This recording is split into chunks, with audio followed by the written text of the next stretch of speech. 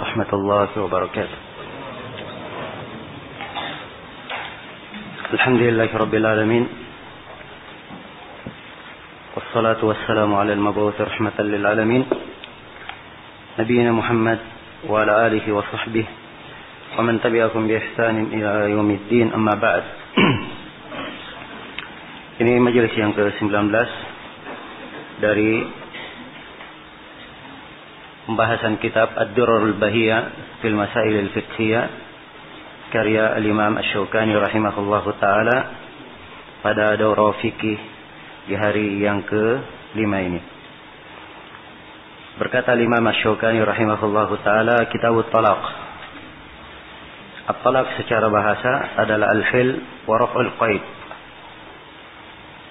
At-talaq secara bahasa adalah al-hil. Al-hil artinya melepaskan, wa raf'ul qaid, dan mengangkat ikatan. Ya. Tentunya keterkaitannya dengan makna talak jelas, sebab dengan ditalak terlepaslah ikatan nikah itu, akad nikah itu. Dan secara istilah at-talaq adalah raf'u qaidin nikah fil hali awil ma'al bilafdin makhsusin aw ma yaqumu maqamahu. Cara istilah, talaq adalah mengangkat ikatan nikah fil hali, pada saat itu, aw fil ma'al, atau pada yang akan datang. Iya. Ya, pada saat itu kalau dia talak langsung, jatuh talaknya pada saat itu. Kalau fil ma'al, kalau dia ta'liq talak itu dengan sesuatu, maka kapan hal itu terlaksana, maka jatuh talaknya. Bilafdin makhsus, dengan lafaz yang khusus, au ma yaqumu maqamahu, atau apa yang menduduki kedudukannya. Sebab talak itu ada dengan lafaz sharih, tegas, dan ada dengan lafaz apa? Kinaya, dengan lafaz kinaya. Dan ini akan kita terangkan.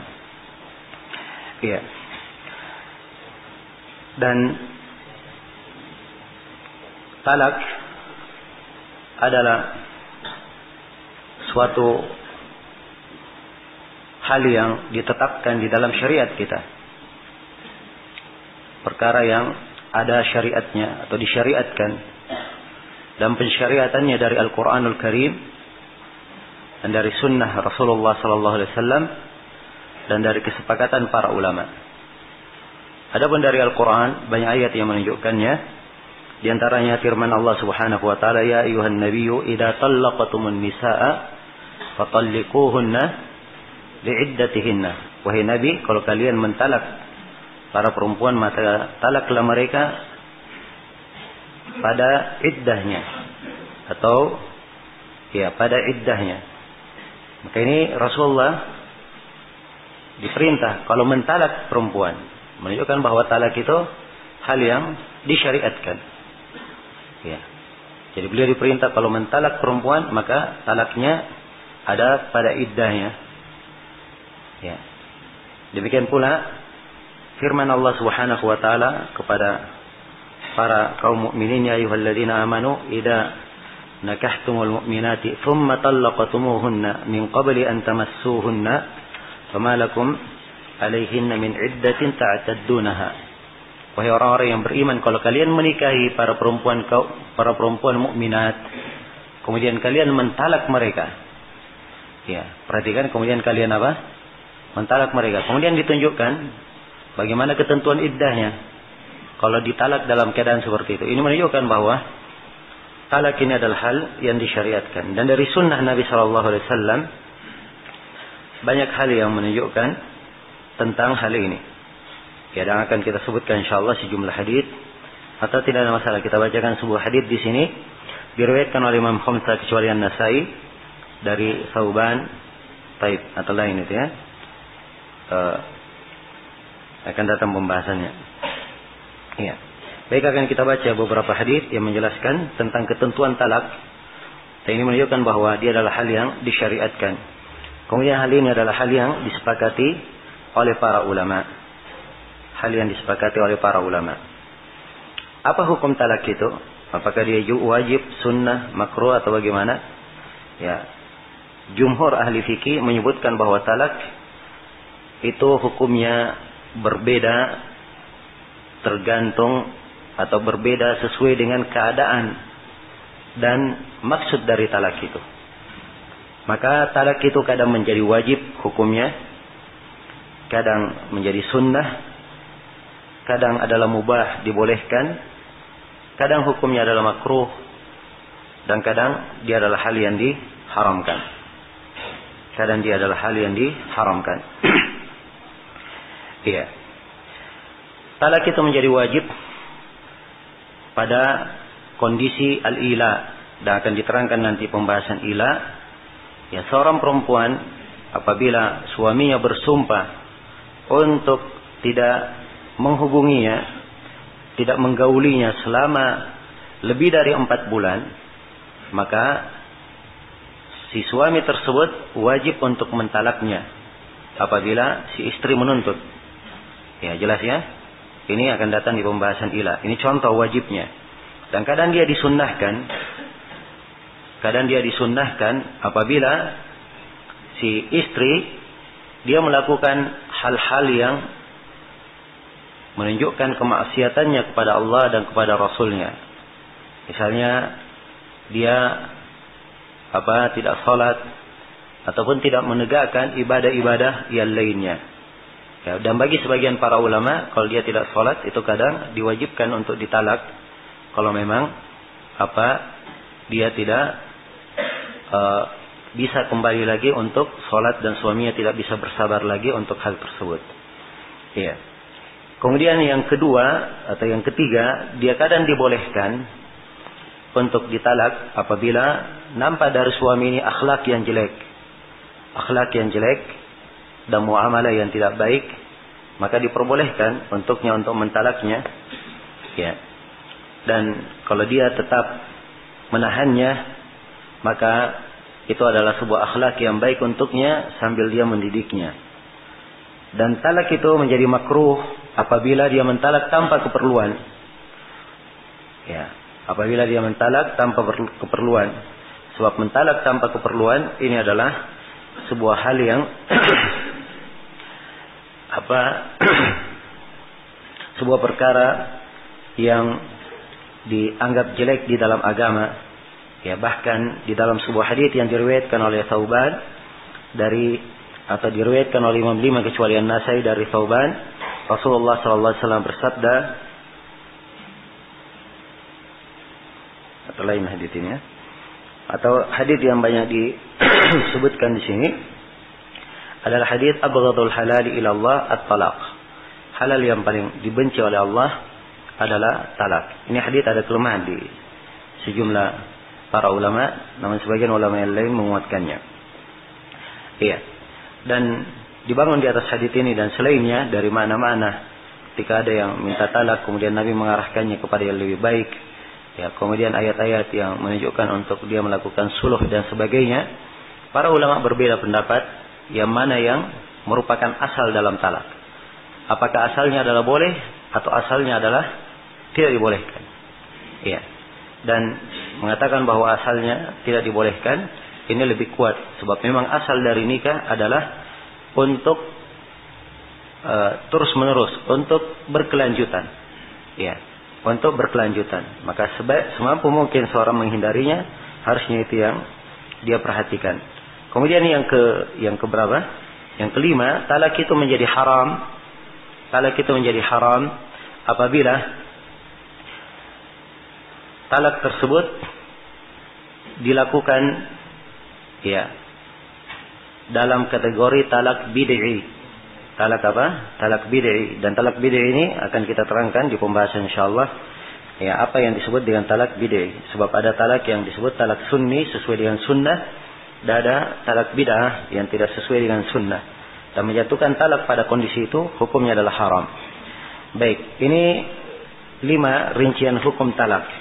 Dan sekali lagi talak itu adalah hal yang ada tuntunannya di dalam syariat kita, perkara yang disyariatkan dan pada talak ini ada hikmah yang zahir, hikmah yang nampak, dan dia salah satu keindahan dari keindahan agama yang agung ini, dan terdapat di dalamnya penyelesaian masalah antara suami istri kalau memang diperlukan ya pada talak tersebut. Karena itu Allah berfirman, fa imsakun bima'rufin aw tasrihun bi ihsan. Kalau terjadi talak itu apakah dia tahan dengan ma'ruf atau tasrih bi ihsan.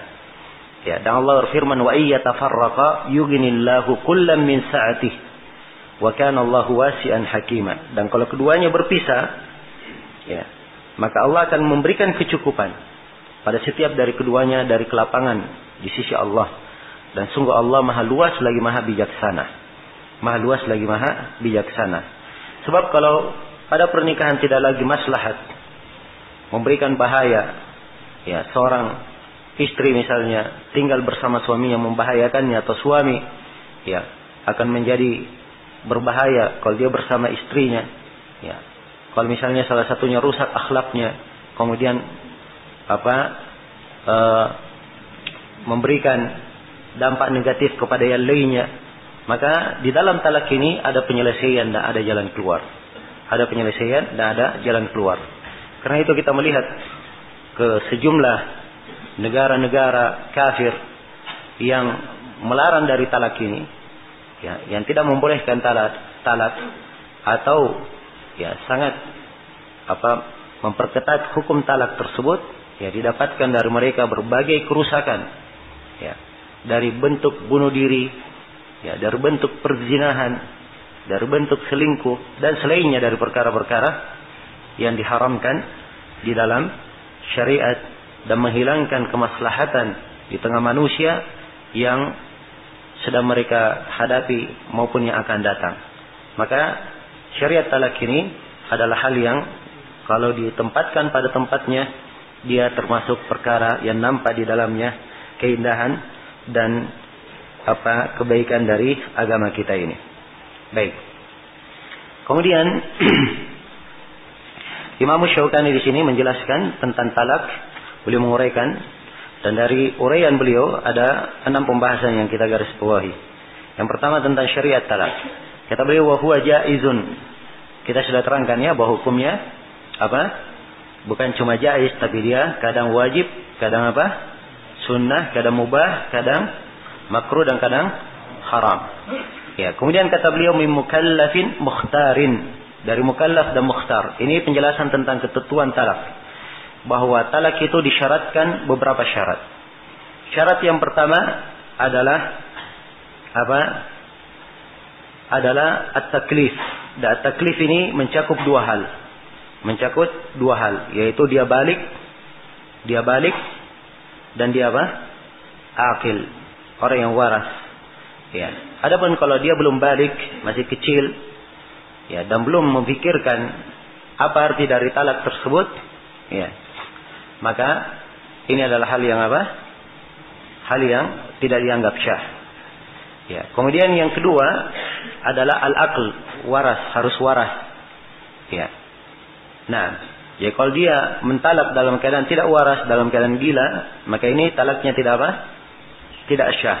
Demikian pula kalau dia mentalak dalam keadaan marah sekali, yang akalnya tertutup, ya, dia tidak bisa memikirkan apa yang dia ucapkan, maka ini juga tidak jatuh, sebab disyaratkan al-aql. Demikian pula talaknya orang-orang yang mabuk, ya, mabuk dia mentalak istrinya, saya talak kamu sebanyak bintang di langit, ya, maka ini tidak jatuh talaknya. Jelas ya? Baik. Kemudian syarat berikutnya, atau sebelumnya harusnya diletakkan syarat paling awal, ya, bahwa talak itu datangnya dari suami. Ya, jelas ya? Datangnya dari siapa? Dari suami. Kalau yang mentalak selain dari suami, maka itu tidak syah. Ya, kecuali kalau si suami mengizinkan, maka si suami berkata, ada yang mentalak misalnya, kamu adalah tertalak. Ya, dia berkata kepada perempuan, kalau suamimu mengizinkan, ya, suaminya berteriak, iya, saya izinkan, ya, maka ini terhitung terhitung talak. Jelas ya? Namun saya perlu ingatkan bahwa Ya, di dalam masalah talak ini ada yang berlebihan dan ada yang apa? Terlalu bergampangan. Ya, ada yang berlebihan dan terlalu bergampangan. Apa yang disebutkan di negeri-negeri kafir itu adalah hal yang bentuk berlebihan di dalam masalah talak. Artinya dia berlebihan, tidak menganggap talak tersebut. Ya, di dalam sebagian umat Islam ada yang terlalu bergampangan dengan talak. Terlalu bergampangan dengan apa? Mentalak. Sedikit-sedikit talak di lisannya. Sedikit-sedikit talak di lisannya. Dan ini tidak terpuji di dalam syariat kita. Sampai Ibnu Al-Qayyim menyebutkan di sebagian buku beliau, ya, kisah seorang yang mentalak 4 istrinya, ya, dalam satu hari. Ya, dia mentalak 4 istrinya dalam satu hari. Nah, masalahnya sepele, dia bertengkar sama istrinya. Yang pertama, ya, maka suaminya berkata, kamu saya talak. Ya. Datanglah istri yang kedua mengatakan, kenapa kamu talak si fulana? Kamu juga ikut-ikutan. Kamu saya talak. Ya. Ya, subhanallah. Datang lagi yang ketiga. Ya, kenapa kamu talak si fulana dan si fulana? Kamu juga, saya talak juga. Datang yang keempat juga seperti itu. Saya talak. Ya. Akhirnya dengar ribut-ribut di rumahnya. Maka istri tetangganya mendengar di sebelah. Ya. Ya. Dia berkata, ya fulan, kenapa kamu talak istri-istrimu? Ya, dia juga marah akhirnya. Dia katakan, kamu lagi ikut-ikutan, kamu juga saya talak. Kalau suamimu mengizinkan. Ya. Maka suaminya berteriak dari sebelah, iya saya telah izinkan. Nah, ini adalah bentuk apa? Bergampangan, dan yang seperti ini adalah hal yang dicela oleh para ulama. Tentunya ini disampaikan hanya untuk memperingatkan bahwa di jalan yang seperti ini tidak muncul dari orang yang punya rushd dalam akalnya, tidak punya suluk yang baik di dalam akhlak dan agamanya. Ya, jelas ya. Maka Islam tidak seperti itu. Ya. Diatur talak itu sedemikian rupa, ya, sebagai solusi syar'i, ya, di dalam masalah yang terjadi antara suami dan istri.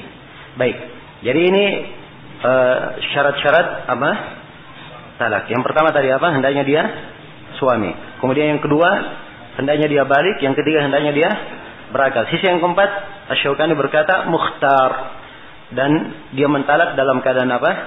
Dengan ikhtiarnya, dengan pilihan sendiri. Yaitu dia memaksudkan dan dia memilih untuk mentalak.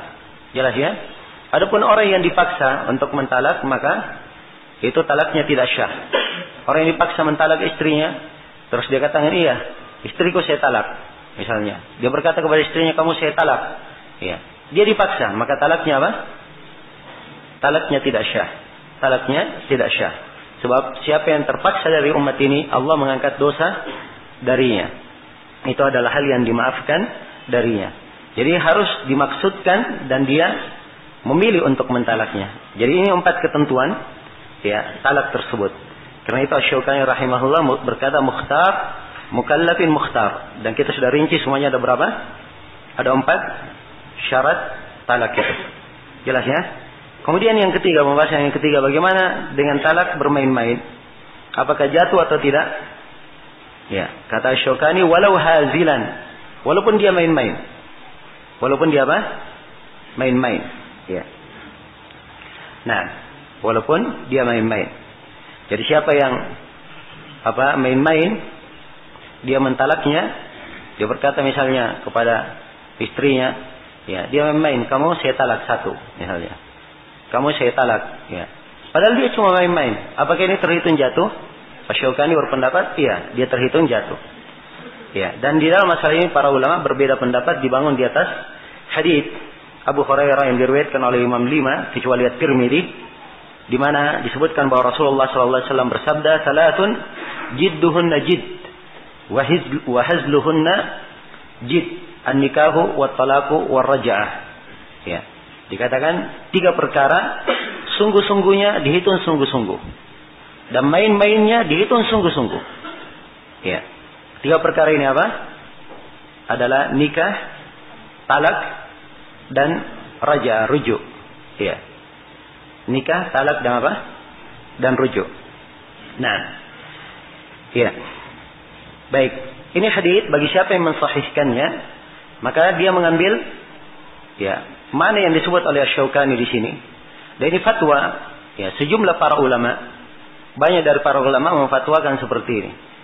Mereka memfatwakan seperti ini karena mereka melihat bahwa bab talak ini bukan bab yang seorang bermain-main di dalamnya. Bukan hal yang seorang bermain-main di dalamnya. Jelas ya? Sehingga kalaupun dia bermain-main di dalamnya, itu dihitung satu talak, dihitung jatuh talak sebagai hukuman karena dia bermain-main dengan apa? Dengan lafaz syar'i.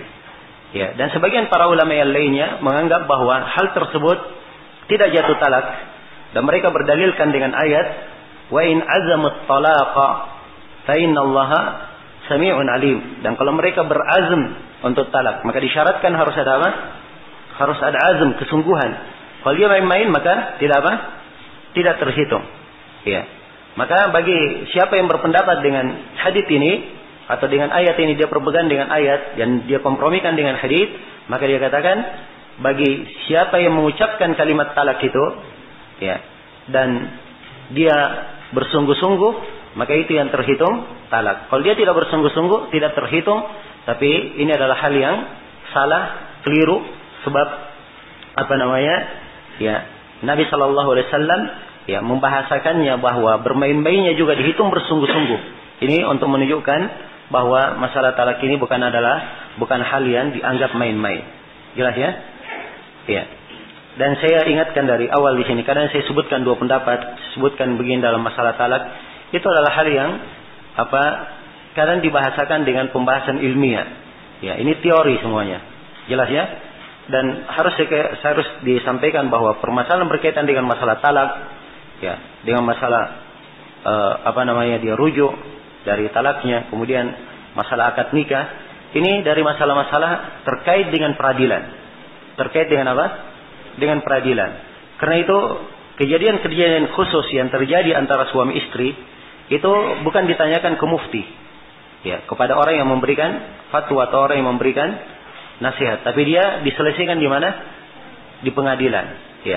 Karena itu yang kita lihat dari samt dan etika dari para ulama kita, apakah itu seperti Mufti Saudi Arabia sekarang ini, ataupun Syekh Shalih Al-Fauzan, Syekh Abdul Ghudaiyan dan lainnya dari ulama besar, juga Syekh Abdul Muhsin Al-Abbad dan selainnya. Kalau mereka ditanya tentang seorang lelaki berkata kepada istrinya begini, kamu talak, apakah ini terus begini, apakah hukumnya? Maka biasanya Syekh itu menjawab, ini pertanyaan dibawa ke mahkamah. Nanti di sana qadhi yang melihat dan menjatuhkan apa? Menjatuhkan hukumnya. Sebab kalau dijawab di majelis ini tidak cukup. Sebab kadang harus dilihat bagaimana keadaan orang yang menjatuhkan talak itu, apa lafadznya di sana di mahkamah dirinci. Kemudian setelah dibangun di atas rincian dan kepastian, disitulah dibangun apa? Hukum tentang talak tersebut. Dia jatuh talak atau tidak? Jelas sampai sini? Iya. Kemudian adanya jatuh talak ini tentunya dia memberikan pengaruh hukum-hukum yang lainnya terkait dengan catatan pernikahan di pemerintahan. Iya. Sebab ini juga adalah hal yang ditertibkan dan diperhatikan di dalam syariat kita. Ya.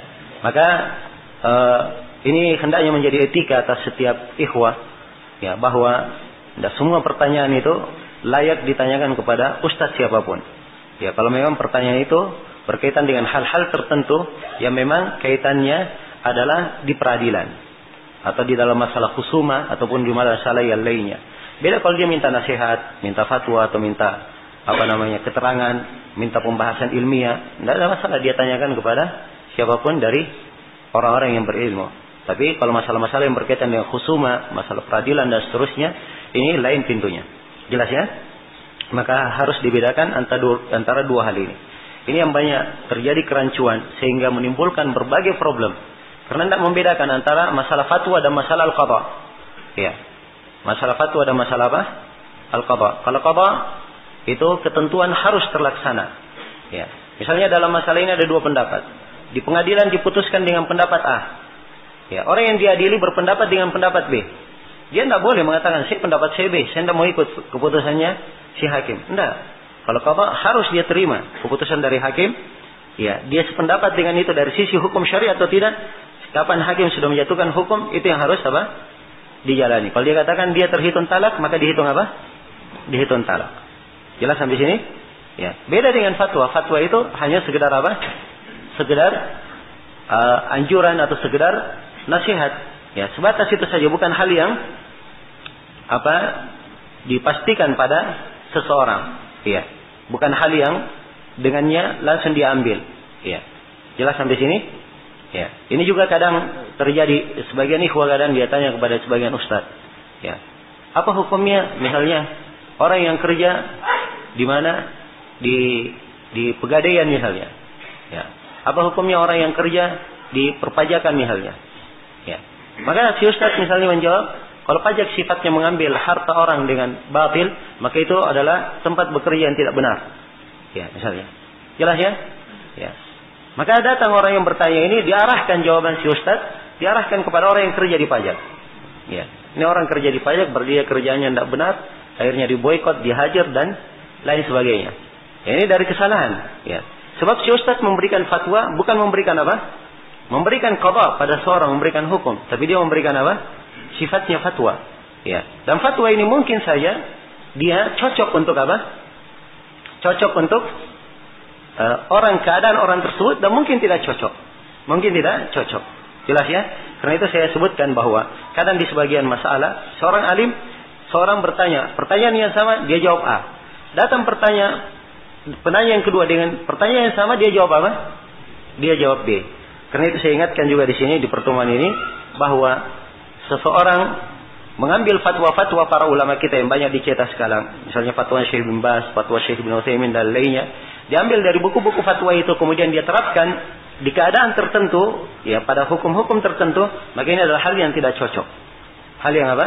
Tidak cocok. Sebab kadang seorang alim memberi fatwa pada kondisi tertentu. Maka di kondisi tertentu ini kalau diambil oleh seseorang, kemudian dia buat di kondisi umum, maka ini dia telah keliru memahami fatwa seorang alim. Jelas ya? Maka ini sangat penting sekali di dalam kita memahami kedudukan masalah itu. Masalahnya di mana? Apakah dia di permasalahan fatwa atau di permasalahan qada? Ya, apakah dia adalah hal yang hendaknya diselesaikan dengan cara melalui pengadilan atau bisa dengan cara diberi nasihat dan fatwa? Dan kalau seorang menjawab dengan sebuah pertanyaan, apakah itu jawaban hukum pada orang tertentu atau dia adalah sifatnya umum?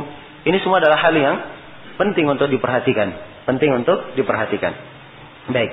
Tidak memperhatikan hal-hal yang seperti ini, inilah yang menyebabkan sering kadang terjadi keributan di kalangan sebagian orang. Ya, wallahul musta'an. Baik, saya kembali. Ya, kita sekarang sudah menjelaskan tentang permasalahan yang ketiga, talak secara bermain-main.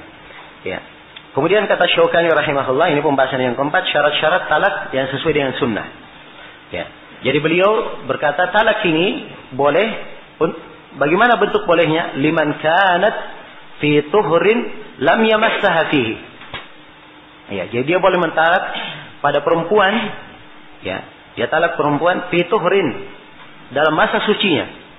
Masa suci yang dia belum menyentuhnya di situ. Maksudnya dia tidak berhubungan suami istri, ya. Dia tidak berhubungan dengan istrinya di masa suci tersebut. Di masa suci tersebut. Jelas ya? Ini ketentuan pertama. Jadi sini diterangkan tentang syarat talak sunni.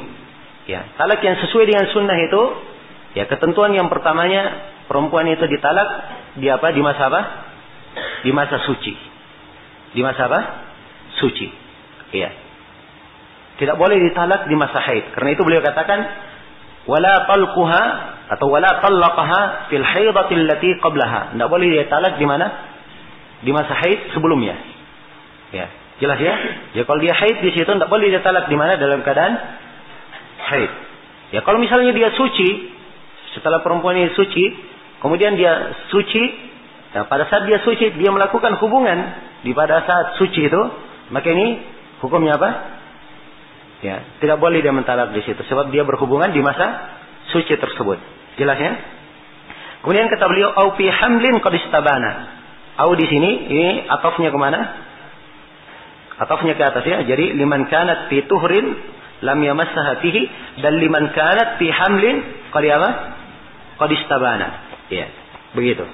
Jadi boleh ditalak kalau dia di masa suci yang dia tidak digauli, ya. Si istri tidak digauli di masa suci itu, atau dia ditalak di masa dia hamilnya telah nampak apa? Dia hamil. Telah nampak dia hamil. Ya. Jelas ya? Jadi di sini penyebutan dua syarat. Talak sunni.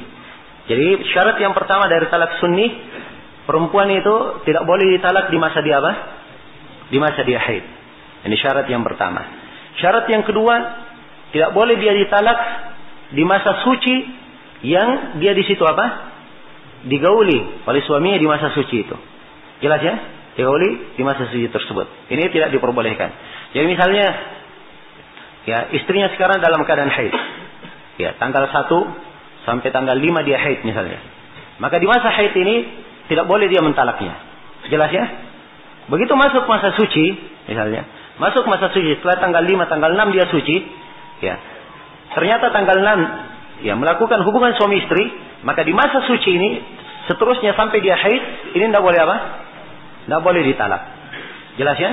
Tidak boleh ditalak. Kalau dia ingin talak nanti tunggu haid, setelah dia haid suci lagi baru dia mengapa? Mentalak di situ. Jelas ya?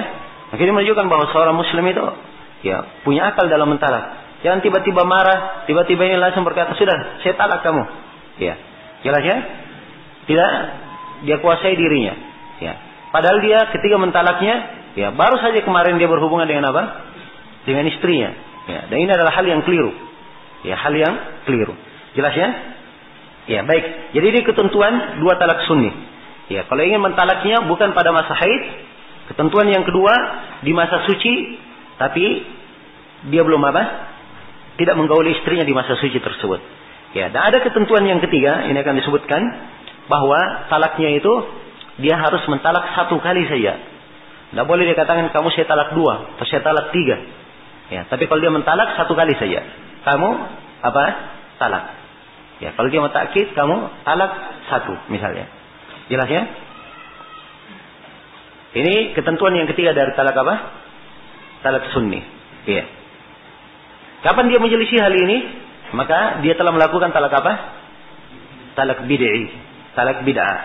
Ya, dalilnya apa tentang hal ini? Adalah hadits Ibnu Umar radhiyallahu taala anhu. Ya. Ibnu Umar beliau mentalak istrinya, annahu talaqa imra'atahu wa hiya haid. Ibnu Umar mentalak istrinya dalam keadaan istrinya itu haid. Fadukira dzalika atau fadakara dzalika Umar lin Nabi sallallahu alaihi wasallam. Maka Umar ya menyebutkan hal itu kepada Nabi sallallahu alaihi wasallam.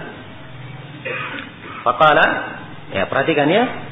Ya, bukan Ibnu Umar yang menyebutkan ke Nabi, tapi siapa? Umar ayahnya. Ya. Ini menunjukkan perhatian anak itu walaupun dia sudah menikah, ya bukan artinya sudah menikah sudah lepas. Tidak diperhatikan lagi. Tetap diarahkan agamanya dan kebaikannya. Ya. Maka Nabi sallallahu alaihi wasallam berkata, "Murhu falyuraji'ha thumma liyutalliqha tahiran aw hamila." Ya. Perintah dia supaya dia rujuk kepada istrinya. Ya. Dia rujuk kepada istrinya, kemudian dia mentalaknya. Mentalaknya dalam keadaan suci atau dalam keadaan apa? Atau dalam keadaan hamil. Iya. Jelas ya? Nah, ini konteks apa? Di salah satu konteksnya seperti itu. Ada riwayat yang lebih merinci, ya. Jadi ketika Umar menanyakan hal tersebut, Nabi berkata, "Murhu falyuraji'ha." Perintah dia supaya dia rujuk kepada apa? Istrinya. "Tsumma liyumsikha hatta tathur." Kemudian hendaknya dia pegang istrinya, maksudnya dia tahan, jangan dia talak sampai dia suci. Tsumma tahid, sampai dia suci, kemudian haid lagi. Jelas ya? Jadi tahan dari sampai dia suci, sampai dia apa? Haid lagi. Ya. Tsumma tathur. Kemudian setelah itu dia suci. Ya. Tsumma insya'a amsaka ba'du. Kemudian setelah itu kalau dia ingin ya tetap menjaga hubungannya sebagai istrinya enggak apa-apa, dia lanjutkan. Jangan dia talak. Ya, perhatikannya bagaimana Nabi mendahulukan pilihan apa? Tidak mentalaknya. Ya, sebab ini asalnya yang dinasihatkan. Ya. Kemudian kata beliau wa insya'a talaqa. Ya. Wa insya'a talaqa. Kalau dia ingin, ya, silakan apa? Dia mentalaknya. Nah, jelas ya? Jadi ini ketentuan di dalam mentalak ini. Ya, ketentuan di dalam mentalak. Jadi ucapan di dalam hadis, "Tsumma litalliqha tahiran aw hamilan," kemudian hendaknya dia talak dalam keadaan dia suci, maksudnya suci, di situ dia apa?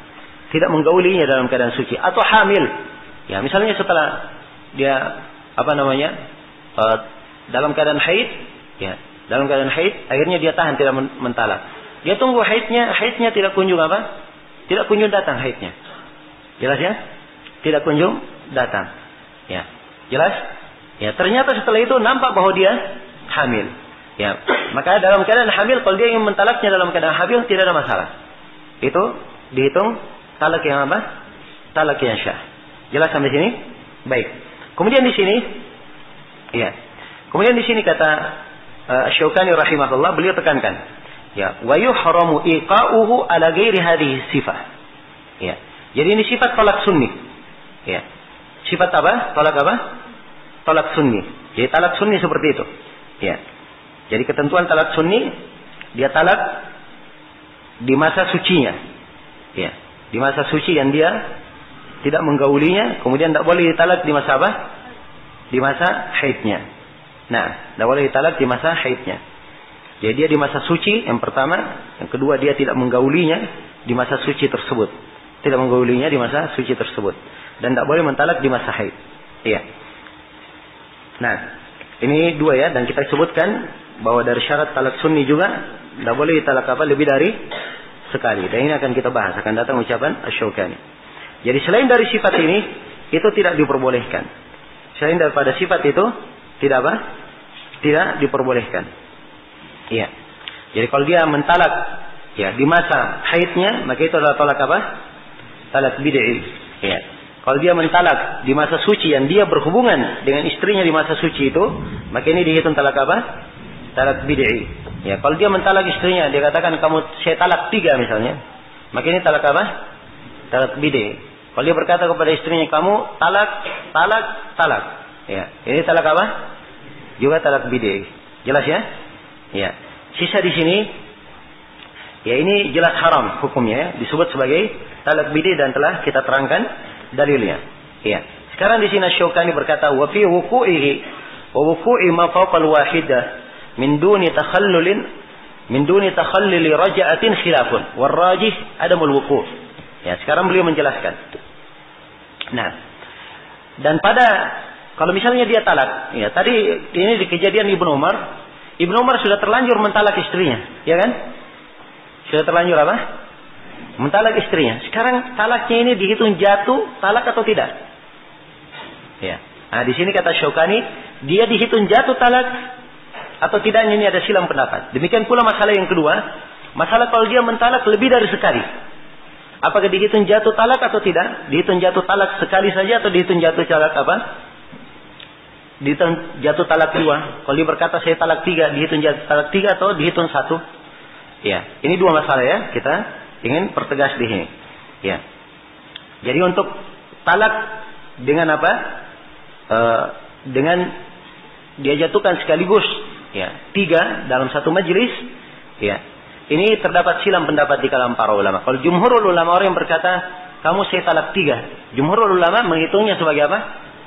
Terhitung sebagai 3. Ya, terhitung sebagai 3. Ya. Namun sejumlah dari para ulama al-muhaqqiqin menganggap bahwa talak yang seperti itu dihitung sebagai apa? Talak 1 saja. Dihitung sebagai talak 1 saja. Dan ini yang dikuatkan oleh sejumlah para ulama seperti Syekhul Islam Ibnu Taimiyah, penulis di sini, ya, dan Syekh Ibnu Utsaimin menguatkan hal ini, juga Syekh bin Baz rahimahullahu taala menguatkan pendapat ini. Nah, jelas ya. Demikian pula banyak dari para ulama kita di masa ini menguatkan pendapat bahwa dia hanya dihitung 1 talak saja, atau dihitung jatuh 1 kali saja. Dihitung jatuh 1 kali saja. Ya, dalil mereka yang menjelaskan bahwa hal tersebut dihitung 1 kali saja. Nah, karena pertama di dalam Al-Quran dikatakan kepada Nabi, ya ayuhan Nabi idza talaqtumun nisa fatalliquhunna li'iddatihinna. Wahai Nabi, kalau kalian mentalak perempuan maka talaklah dia untuk iddahnya. Jelas ya? Jadi dia talak untuk supaya apa? Dia menjalani apa? Menjalani iddah. Jadi kalau misalnya ada yang mentalak 3, berarti tidak ada apa? Tidak ada iddahnya. Dan ini bertentangan dengan perintah ya yang Allah perintahkan kepada apa? Kepada nabinya. Jelas ya? Kemudian di ayat yang lain di surah Al-Baqarah tentang talak diberikan 2 pilihan. At-talaqu apa? Marratain, talak 2 kali. Ya, jadi kalau jatuhkan 3 sekaligus terhitung 3, maka berarti tidak ada ketentuan ayat ini. Ya, tidak terpakai lagi. Ya, demikian pula dikasih pilihan antara ketika ditalak, antara tetap ditahan, dia rujuk, dan antara dia melepaskannya dengan talak bainuna sughra. Ya, maka ini akhirnya tidak ada lagi pilihan ayat ini. Fa imsakun bima'ruf atau tasrihun bi ihsan, ini tidak ada lagi. Jelas ya? Ini bertentangan.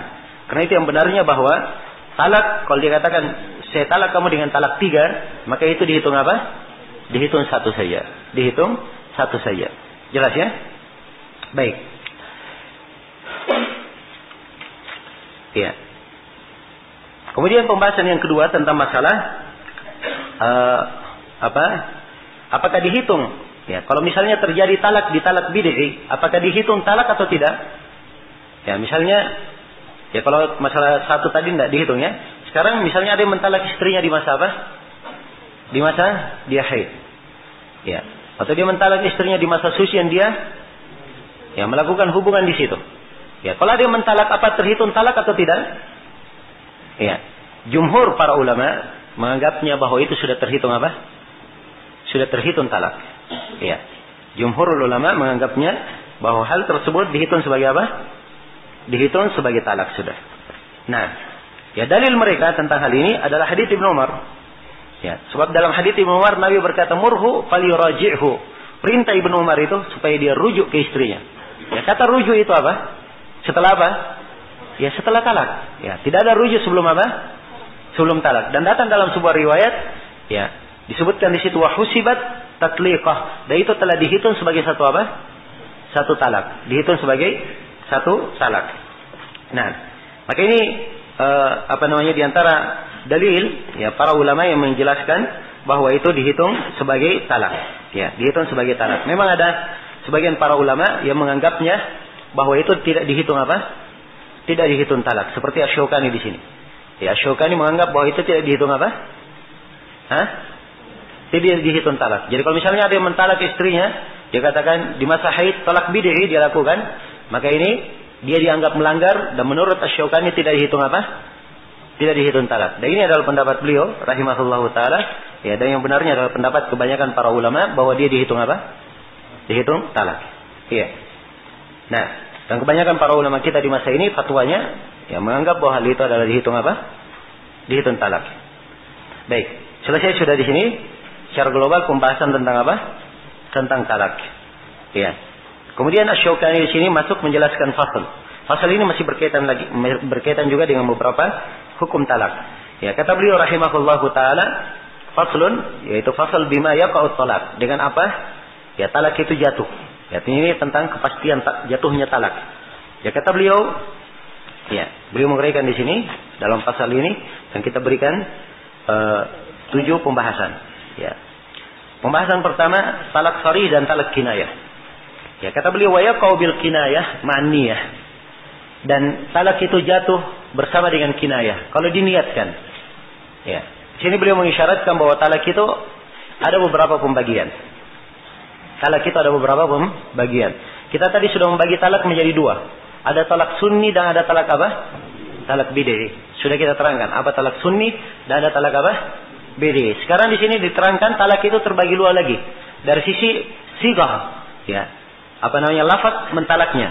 Ada talak sharih dan ada talak apa? Talak kinayah. Ada talak sharih dan ada talak kinayah. Nah, ini akan diterangkan di sini oleh Syaukani. Dan ada pembagian yang lainnya, ya, ada talak disebut dengan nama talak raj'i dan ada disebut dengan nama talak apa? Talak ba'in. Ya, disebut dengan talak ba'in. Ya, kalau talak raj'i itu adalah talak masih di talak 1 dan talak apa? Talak 2. Ya, kalau talak ba'in itu kalau dia mentalak di talak keberapa? Talak 3 bagi orang yang apa? Bagi orang yang bebas. Kalau budak talak keberapa? Talak kedua sebagaimana yang telah lalu. Ya, sebab budak hanya bisa mentalak sampai berapa? 2 kali. Jelas ya, kalau hadnya dari talak di terakhir sudah di talak 3, maka itu sudah talak apa? Talak bain. Nah, di sini saya perlu bedakan antara bainunah as-sughra dan bainunah apa? Al-kubra. Iya. Sebab kadang ini sebagian ikhwah bingung di sini. Ini ada bain namanya di situ, dihitung sebagai bainunah apa? Bainunah sughra. Ya, jadi kalau misalnya seorang perempuan ditalak, talak satu. Ya, saya talak misalnya. Ya. Maka perempuan ini punya iddah berapa? Perempuan yang haid, dia ditalak. Dia punya iddah apa?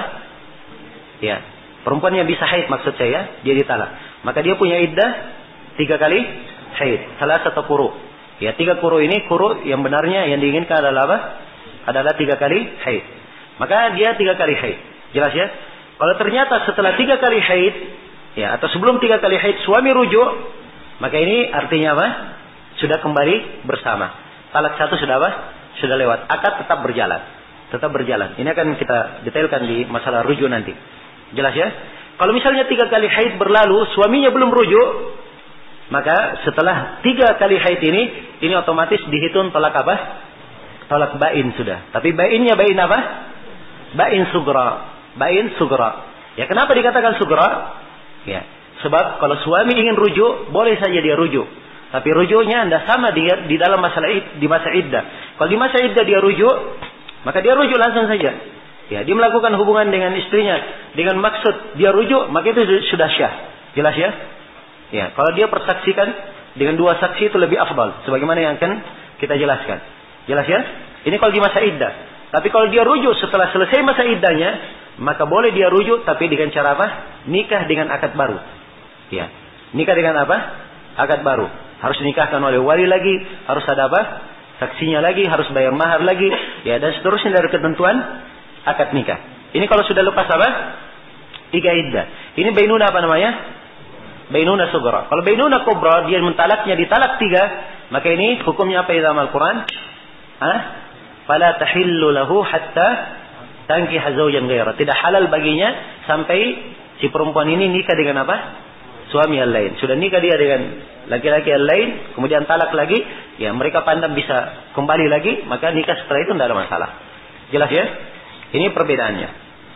Baik. Jadi saya kembali kepada pembagian antara talak sharih dan talak apa? Kinayah. Talak sharih itu dengan talak yang jelas. Dia berkata, kamu saya talak misalnya. Kamu saya talak. Ya. Nah, ini jelas. Kata sharih di sini. Ya. Jelas ya? Tidak ada kata kinayah. Ya, kata kinayah. Misalnya, ya, pulang saja kamu ke rumah orang tuamu. Ya. Jelas ya?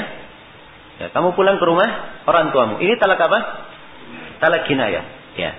Dari sini penulis berkata, kalau dia talaknya kinayah, disyaratkan dengan apa? Jatuh talak kalau disyaratkan dengan apa?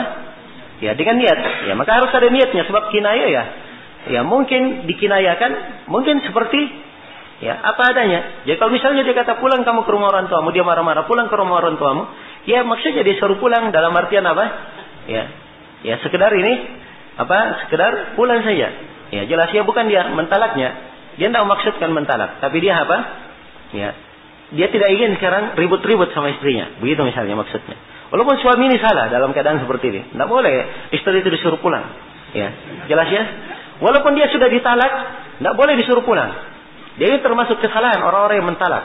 Ya. Seakan-akan kalau istri sudah talak, saya sudah jatuhkan talak, sudah langsung disuruh bungkus pakaiannya pulang. Ya, tidak boleh. Ya, jelas ya. Karena itu disebutkan di dalam ayat, "Fala tukhrijuhunna min buyutihinna wa la yakhrujuna illa ayatina bi fahishatin mubayyinah." Tidak boleh dia disuruh keluar, tetap di masa iddah, tetap di rumahnya. Ya. Dan inilah faedahnya kenapa tetap di rumah. Ya, jelas ya. Ya. Tetap dia di rumah, tetap sama-sama. Sebab dia masih status apa? Status istri. Ya. Kalau misalnya suatu hari, ya Allah Subhanahu Wa Taala yang menghendaki ada kejadian yang menyebabkan dia rujuk, maka ya dia bisa rujuk lagi dan mungkin saja akan berubah keadaan setelah itu menjadi lebih baik dan lebih baik. Ya, jelas ya. Mungkin si istri sudah jera juga ditalak, ya. Dan mungkin si suami juga sudah jera berpisah dengan apa? Istrinya. Ya, jelas ya.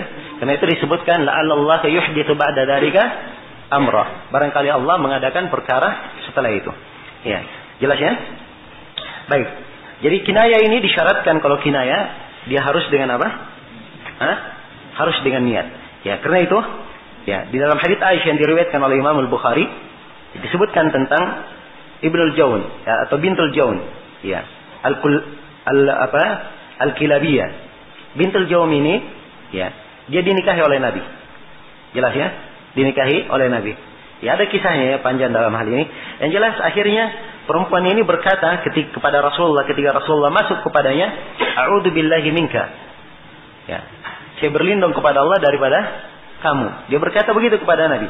Maka Nabi SAW berkata kepadanya, "Laqad 'udti bi'azim, ilhaqi bi ahliki."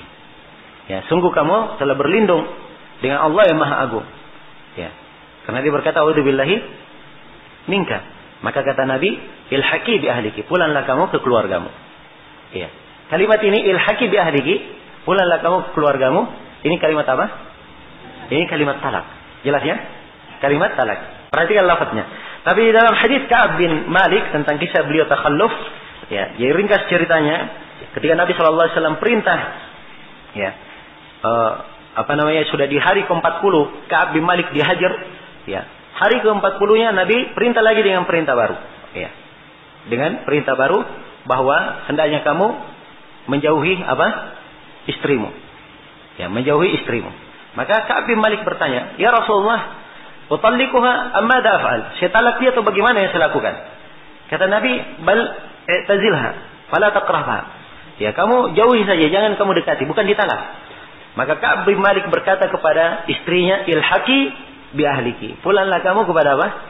Keluargamu. Ini dihitung talak atau tidak? Ya, tidak dihitung talak. Sebab Ka'ab bin Malik memang hanya menjalankan perintah Nabi, tidak ingin mentalaknya. Ini kalimat kinayah. Ya, jelasnya digunakan dengan niat talak, maka dia jatuh jatuh talak. Kalau dia tidak niatkan, maka dia tidak jatuh talak. Jadi ini ucapan Asy-Syaukani rahimahullah, ya, dengan kinayah terhitung jatuh talak. Kemudian kata beliau, "Wa bit takhyiri idza ikhtaratil furqah." Demikian pula terhitung talak kalau dikasih pemilihan. Ya, dikasih pemilihan. Ya. Misalnya dikasih pemilihan oleh suaminya. Ya, kamu saya beri pilihan. Ya. Kamu saya talak atau kamu tetap bersama saya. Ya. Ternyata si istri memilih sudah. Kalau begitu saya memilih talak. Ya. Maka pada saat dia memilih talak sudah terhitung jatuh talak. Ya, dalilnya adalah hadits Aisyah dalam As-Sahihain. Ya. Disebutkan oleh Aisyah, "Khayyarana Rasulullah sallallahu alaihi wasallam fakhtarnahu." Ya. Fakhtarnahu. Ya, Nabi sallallahu alaihi wasallam memberikan pilihan kepada kami. Ya. Memberikan pilihan kepada kami, maka kami memilih beliau. Maksudnya kami memilih beliau tetap tetap ya bersama beliau. Jelasnya? Baik. Kemudian kata Syaukani rahimahullah, "Wa idza ja'alahu az-zawju ila ghairihi waqa'a minhu." Kalau si suami, ya, menjadikan talak ini kepada selainnya, ya. Kalau si suami menjadikan talak ini kepada selainnya, maka talak itu adalah adalah telah jatuh. Iya. Ini masalah taukil. Suami mewakilkan untuk mentalak. Ya, dan mewakilkan untuk mentalak ini adalah hal yang diperbolehkan. Hal yang diperbolehkan. Nah, ya, sebab asalnya akad itu boleh diwakilkan, ditunjukkan oleh dalil umum, dan khusus untuk masalah talak ini boleh diwakilkan. Ini telah diberi fatwa oleh sejumlah sahabat. Ya, seperti Abu Hurairah, Ibnu Abbas, Amr bin Al-As dan selainnya. Jelas ya? Dan selainnya. Iya. Baik. Kemudian kata beliau rahimahullah, "Wala yaqau bit tahrim." Dan talak ini tidak jatuh dengan lafaz Dengan lafaz tahrim, dengan lafaz pengharaman. Ya, kalau dia katakan kepada istrinya, "Engkau adalah haram terhadapku." Ya, engkau adalah haram terhadapku. Apakah terhitung talak? Ya. Di sini Asy-Syaukani rahimahullahu taala berkata bahwa itu tidak dihitung jatuh talak. Itu tidak dihitung jatuh talak. Nah, iya, tidak dihitung jatuh talak. Dan beliau berdalilkan dengan ayat, "Ya ayuhan nabiyyu lima tuharrimu ma ahallallahu laka." Wahai Nabi, kenapa engkau menghalalkan atau mengharamkan apa yang Allah halalkan bagimu? Iya. Dan beliau juga berdalilkan dengan hadits Ibnu Abbas. Ya, dengan hadits Ibnu Abbas dalam As-Sahihain, ya, di mana Ibnu Abbas berkata, "Idza harrama ar-rajulu imra'atahu fahiya yaminun yukaththiruha. Ya. Qala laqad kana lakum fi Rasulillahi uswatun hasanah. Ya, apabila seorang lelaki mengharamkan istrinya terhadapnya dengan lafaz tahrim, maka itu adalah sumpah. Terhitung apa? Terhitung sumpah, bukan terhitung talak. Kalau sumpah, hendaknya dia gugurkan sumpah itu sebagaimana yang dilakukan oleh Nabi sallallahu alaihi wasallam, dan telah ada pada Rasul kalian uswah yang baik. Sebab Nabi sallallahu alaihi wasallam bersumpah waktu itu. Ya, jadi pengharamannya dengan bentuk apa? Sumpah. Tahrim itu dianggap sumpah, dan beliau menggugurkan sumpahnya, dan Allah perintah beliau untuk menggugurkan sumpahnya. Qad faradallahu lakum apa? Tahillata aymanikum. Allah perintah, wajibkan untuk kalian untuk menggugurkan sumpah kalian. Baik, kemudian kata beliau rahimahullah, warrajulu ahaqqu bimra'atihi fi iddati talaqihi yuraji'uha mata syaa idza kana talaqu raj'iyan. Ya. Idza kana at-talaqu apa? Raj'iyan. Sekarang beliau membahas tentang masalah apa? Rujuk, ya. Tentang masalah rujuk, ya. Seorang lelaki itu lebih berhak terhadap istrinya fi iddati talaqihi, dalam iddah apa? Iddah talaknya, ya. Jadi pada iddahnya, ya, si suami itu lebih berhak terhadap siapa? Terhadap istri, ya. Yuraji'uha mata syaa. Ya, dia rujuk kepada istrinya kapan dia kehendaki. Kapan dia kehendaki. Nah, ini dalilnya ayat Al-Quran. Allah Subhanahu wa taala berfirman, "Wa bu'ulatuhunna apa? Ahaqqu bi raddihinna." Ya. "Wa bu'ulatuhunna ahaqqu bi raddihinna fi dzalika in aradu apa? Islaha." Ya. "Wa bu'ulatuhunna," dan suami-suami mereka itu lebih berhak untuk mengembalikan mereka, maksudnya merujuk mereka dalam hal itu. Kalau mereka memang menginginkan islah, ya, menginginkan islah. Dan Allah Subhanahu wa taala berfirman, "At-talaqu marratan." Talak itu ada dua kali. Ya. Jadi talak yang bisa rujuk dua kali. Fa imsakun bi ma'ruf atau tasrihun bi ihsan. Dia imsak bi ma'ruf, setelah dia talak bisa dia imsak dengan ma'ruf atau dia tasrih bi ihsan. Ya. Dia biarkan tapi dengan ihsan. Jelas ya? Dan demikian pula di ayat yang lain, "Faida balagna ajalahunna fa'amsikuhunna bima'rufin aw farikuhunna bima'ruf." Kalau sudah sampai iddah dari perempuan itu, maka hampir selesai iddahnya, maka amsikuhunna, tetap tahan mereka. Ya, kalau disuruh tahan berarti suruh apa? Suruh rujuk. Atau farikuhunna, berpisahlah dengan mereka dengan cara yang apa? Semuanya dengan cara yang ma'ruf. Ya. Kalau ditahan dengan ma'ruf, berpisah dengan cara apa? Ya ma'ruf. Dan ini peringatan ini kepada sejumlah ya suami istri, ya kalau sudah bercerai wasibut, ya istrinya menghantam suami, ya suaminya menghantam kemana? Ya, ke istrinya. Wah, ini memang si anu dulu begini, dia memang tidak bagus dan seterusnya. Ini adalah hal yang tidak diperbolehkan. Haram orang yang seperti ini. Jelas ya? Walaupun ada masalah apa yang ini, maka tidak boleh dia menyebarkan hal-hal yang dia pandang aib padanya, ya, padahal dulunya mereka adalah sepasang suami istri. Maka berpisah dengan ma'ruf. Ya, kalau dia ingin tahan, dia tahan dengan apa? Dengan ma'ruf. Ingin berpisah, maka dia berpisah dengan ma'ruf. Ini dalil-dalil yang menunjukkan, dalil-dalil dari Al-Quran yang saya bacakan tadi, yang menunjukkan disyariatkannya untuk apa? Untuk rujuk. Adapun dari hadis Rasulullah sallallahu alaihi wasallam telah berkata kepada Ibnu Umar, ya, tentang Ibnu Umar, "Famurhu apa? Falyuraji'ha." Perintah Ibnu Umar supaya dia rujuk kepada istrinya. Dia rujuk kepada istrinya. Dan telah syah bahwa Nabi sallallahu alaihi wasallam pernah mentalak Hafsah radhiyallahu taala anha, dan kemudian Nabi setelah itu merujuk ya kepada rujuk darinya. Jelas ya? Maka ini dari dalil-dalil yang menunjukkan rujuk, dan rujuk ini ya syariatnya rujuk pada saat talak ini adalah hal yang disepakati oleh para ulama. Ya, kalau apa talaknya belum sampai talak 3. Ya. Nah, belum sampai di talak 3. Baik.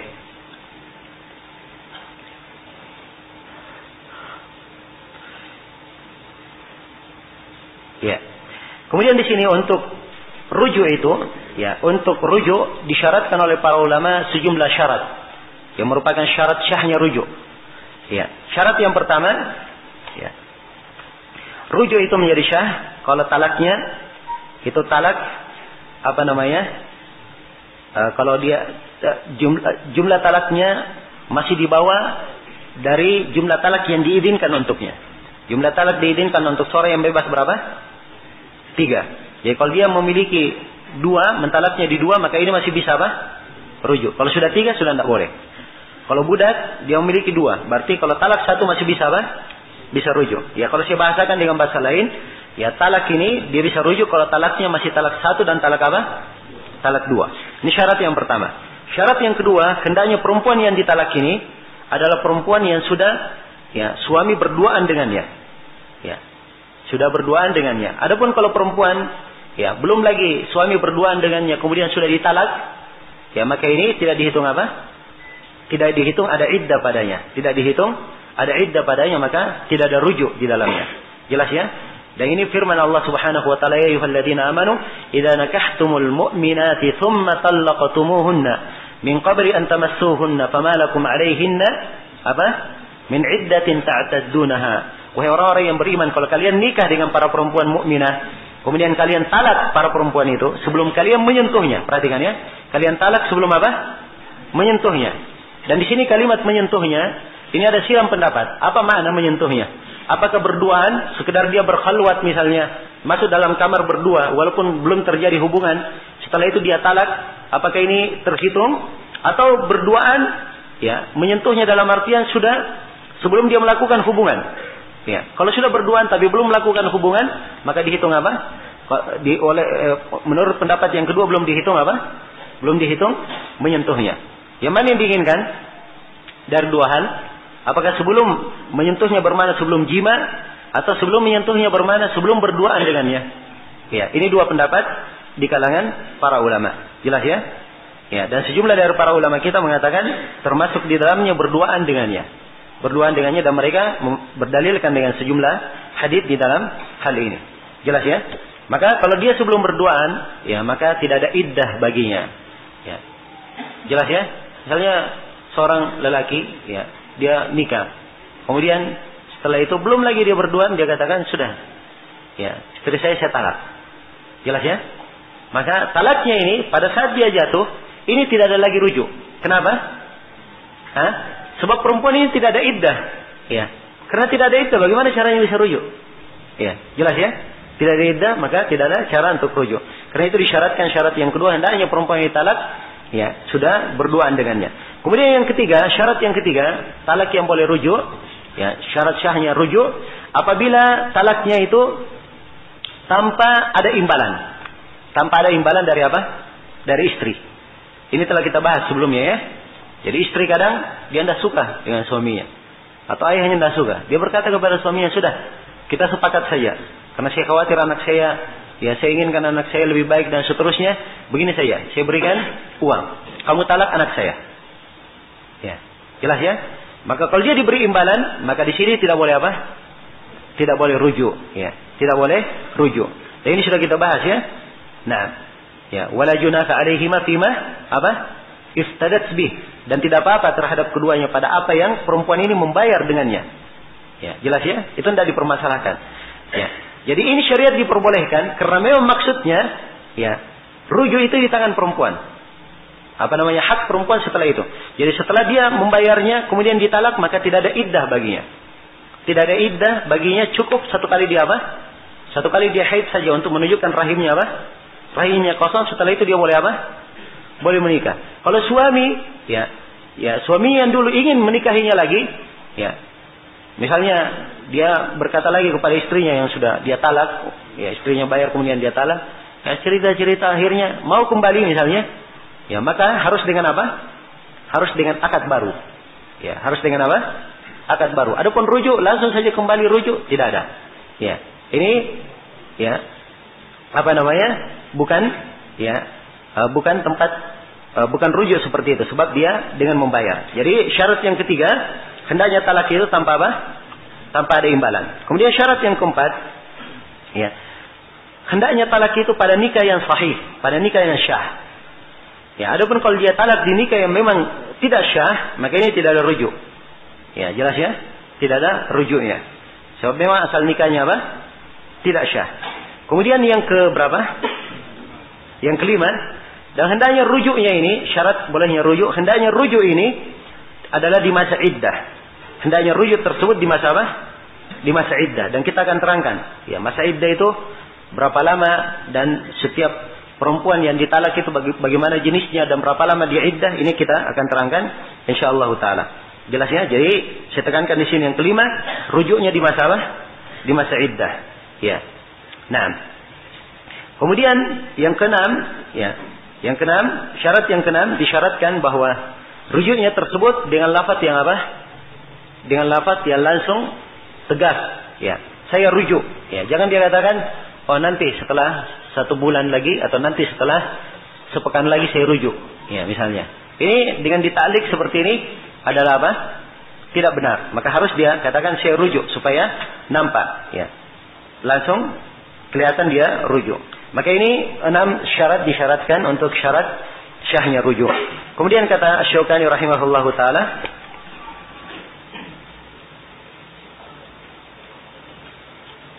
ya. Ini sudah ya pembahasan yang ke-6 kita. Sekarang pembahasan yang ke-7, hukum talak bain. Kata beliau, wala tahillu lahu ba'da tsalitsah hatta tankiha zaujan ghairahu. Dan tidak halal baginya setelah talak 3 sampai dia menikah suami yang lain. Ya, sampai dia menikah suami yang lain. Dan ini sudah kita terangkan. Jelas sampai sini? Baik, kita pindah ke pembahasan berikutnya. Kata Syaukani rahimahullahu taala, babul khul'i. Ya, al-khul' ya, di dhamma kha-nya dan bisa di fathah. Babul khul'i. Ya. Jelas ya? Nah, al-khalq kalau dia di fathah itu dari kata an-naza' wa tajrid. Ya. Sesuatu yang dicabut dan dibersihkan darinya. Kalau dia dhamma, maka itu adalah sebuah penamaan dari khala. Jadi kalau dikatakan khulu', berarti dia penamaan dari khala. Jelas ya? Ini secara bahasa. Adapun secara istilah, al-khulu' itu adalah perpisahan, ya. Firqatun bi'iwadin maqsud li jihati zauj. Bilaf di talaqin atau khal'in. Ya, dia adalah perpisahan. Ya, jadi berpisah. Bi'iwad dengan apa? Dengan iwad, dengan imbalan yang dimaksudkan. Ya. Untuk suami. Ya, dengan lafaz talak atau dengan lafaz apa? Khulu. Ya. Jelas ya? Jadi ini makna khulu. Jadi khulu misalnya, ya. Ya, secara global pembahasan tentang khulu ini, ya, bahwa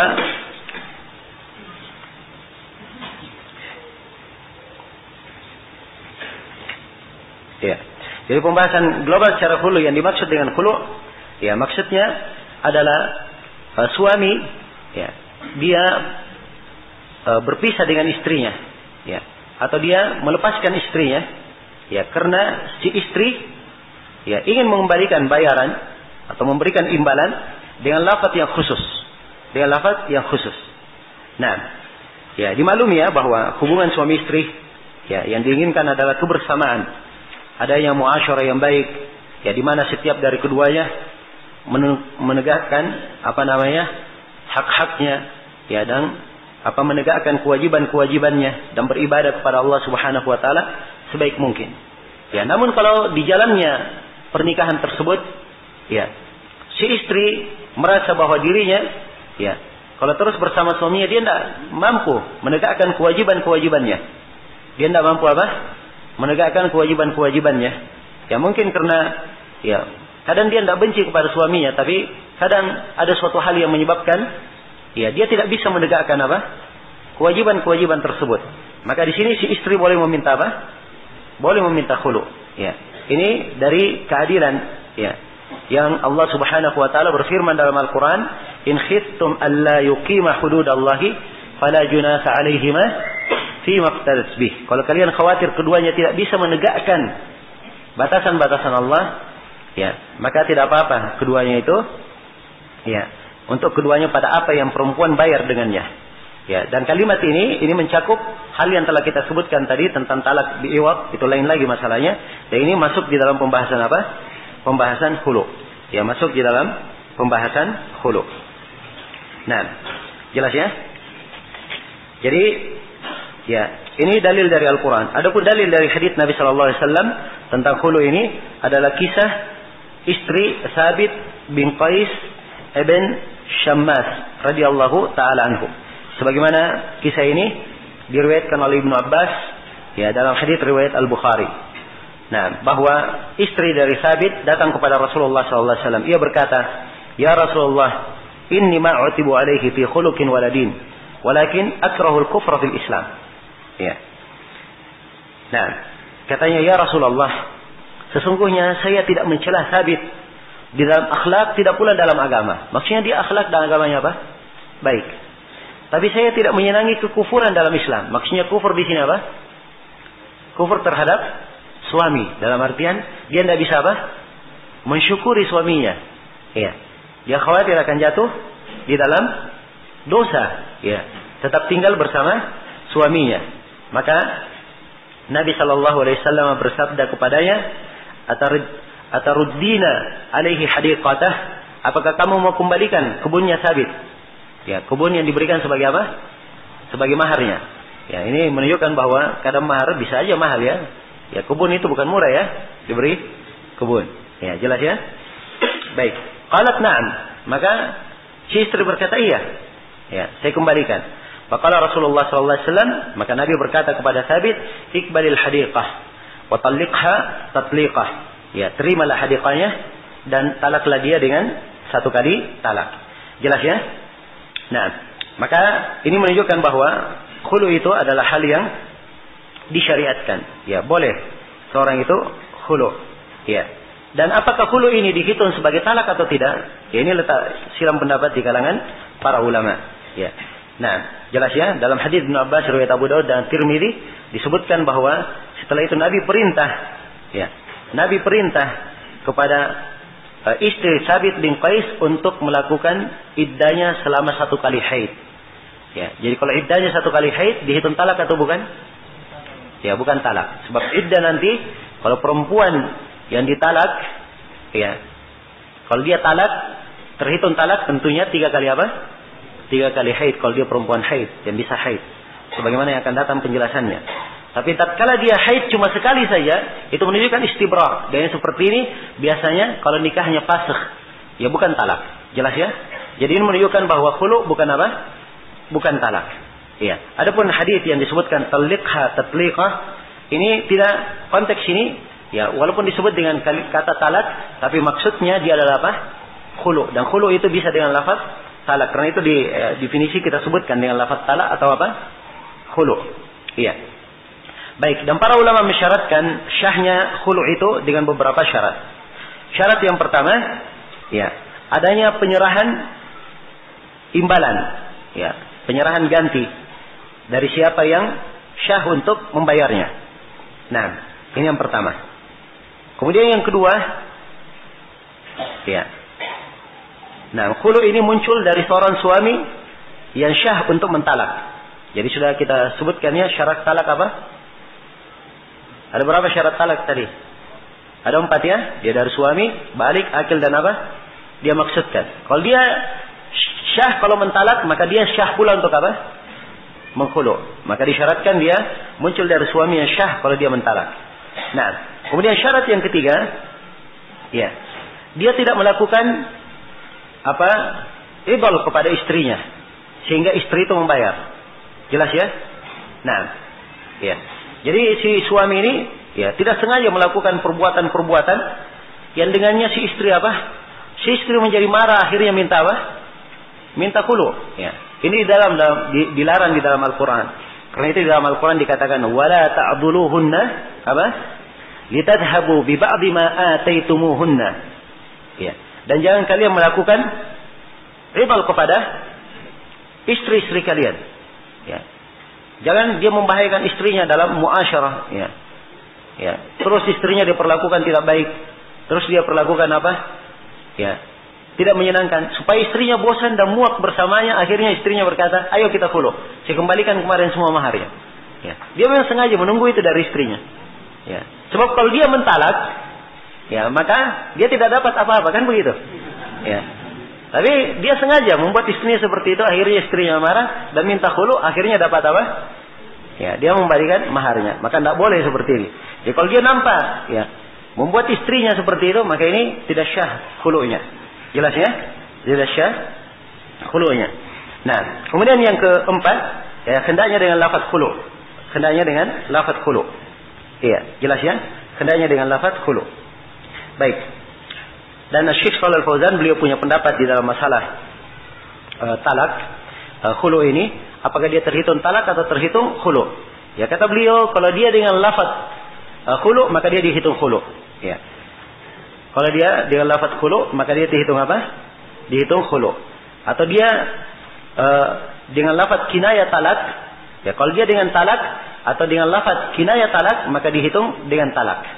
Dihitung dengan apa? Dengan talak. Itu pendapat beliau, ya, hafizahullah, beliau mengkompromikan antara dua riwayat. Nah,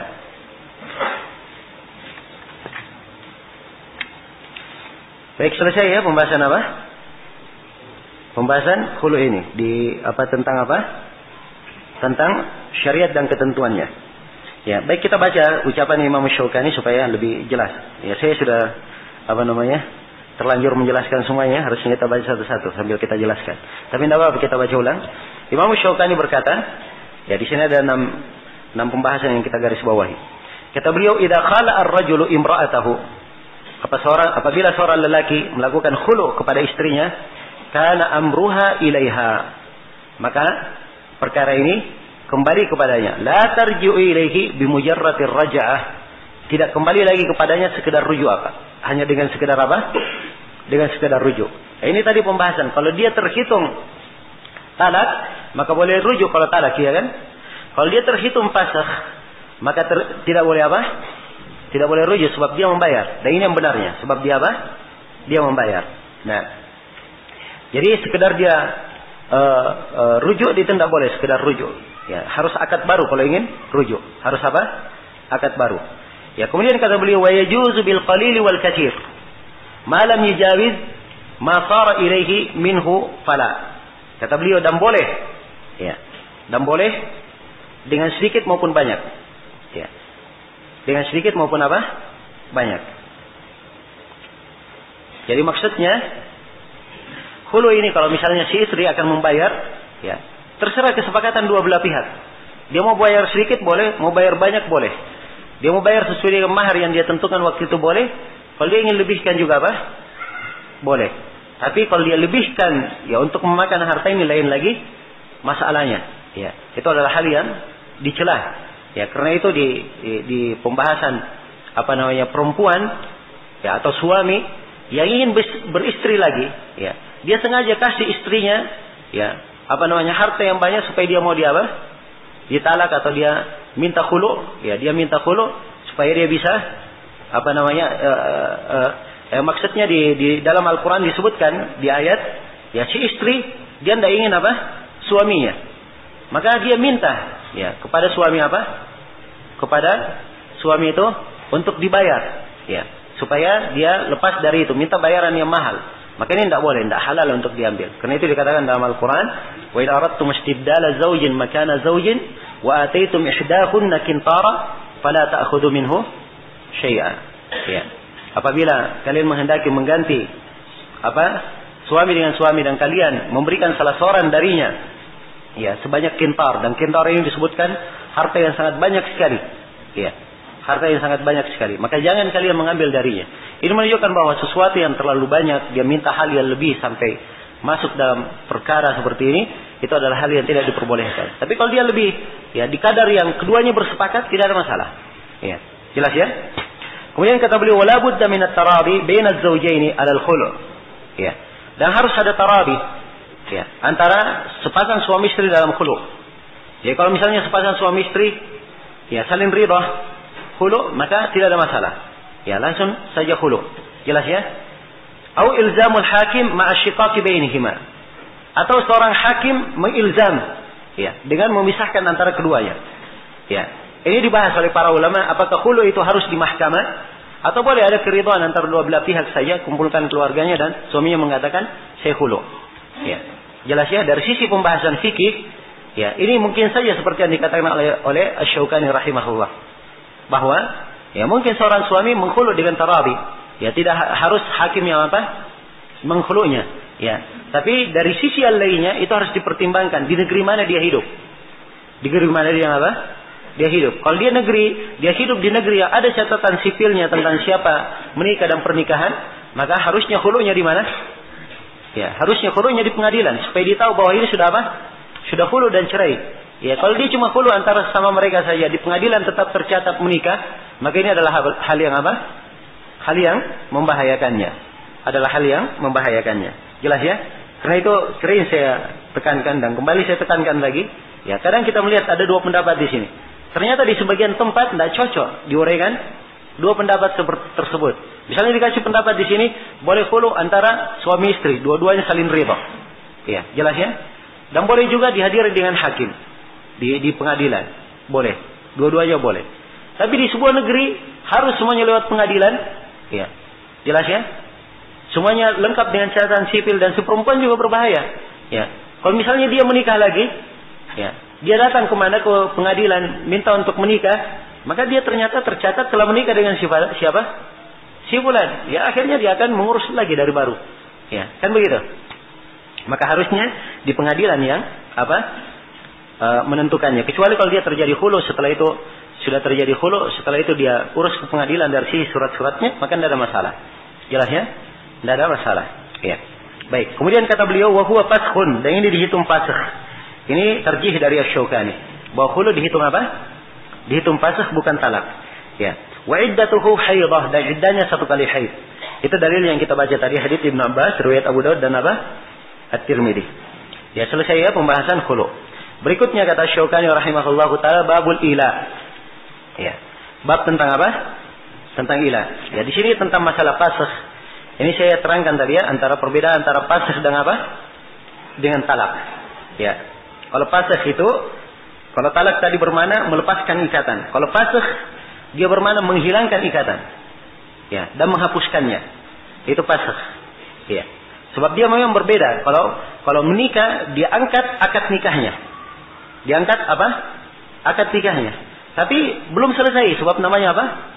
Namanya talak. Ada ketentuan-ketentuan di belakangnya. Tapi kalau fasakh, ikatan nikah itu sudah hilang dan pengaruh dari nikah apa? Sudah tidak ada. Karena itu di masa kalau dia ditalak ada masa iddahnya, bisa rujuk. Tapi kalau difasakh tidak ada apa? Tidak ada masa iddahnya. Kalaupun ingin rujuk harus dengan apa? Dengan akad baru. Ya, harus dengan akad baru. Pengaruh dari akad nikah itu hilang di fasakh. Jadi perbedaan antara talak dan apa? Dan fasakh. Ya, Anda tahu di bahasa Indonesia kannya bagaimana yang cocoknya. Jelas itu. Ya, ketentuannya dalam bahasa Arab seperti itu. Ya. Baik. Kata penulis rahimahullahu taala babul ila. Bab tentang apa? Al-ila. Nah, al-ila ini ya adalah sumpah. Ya. Al-ila adalah apa? Sumpah. Ya.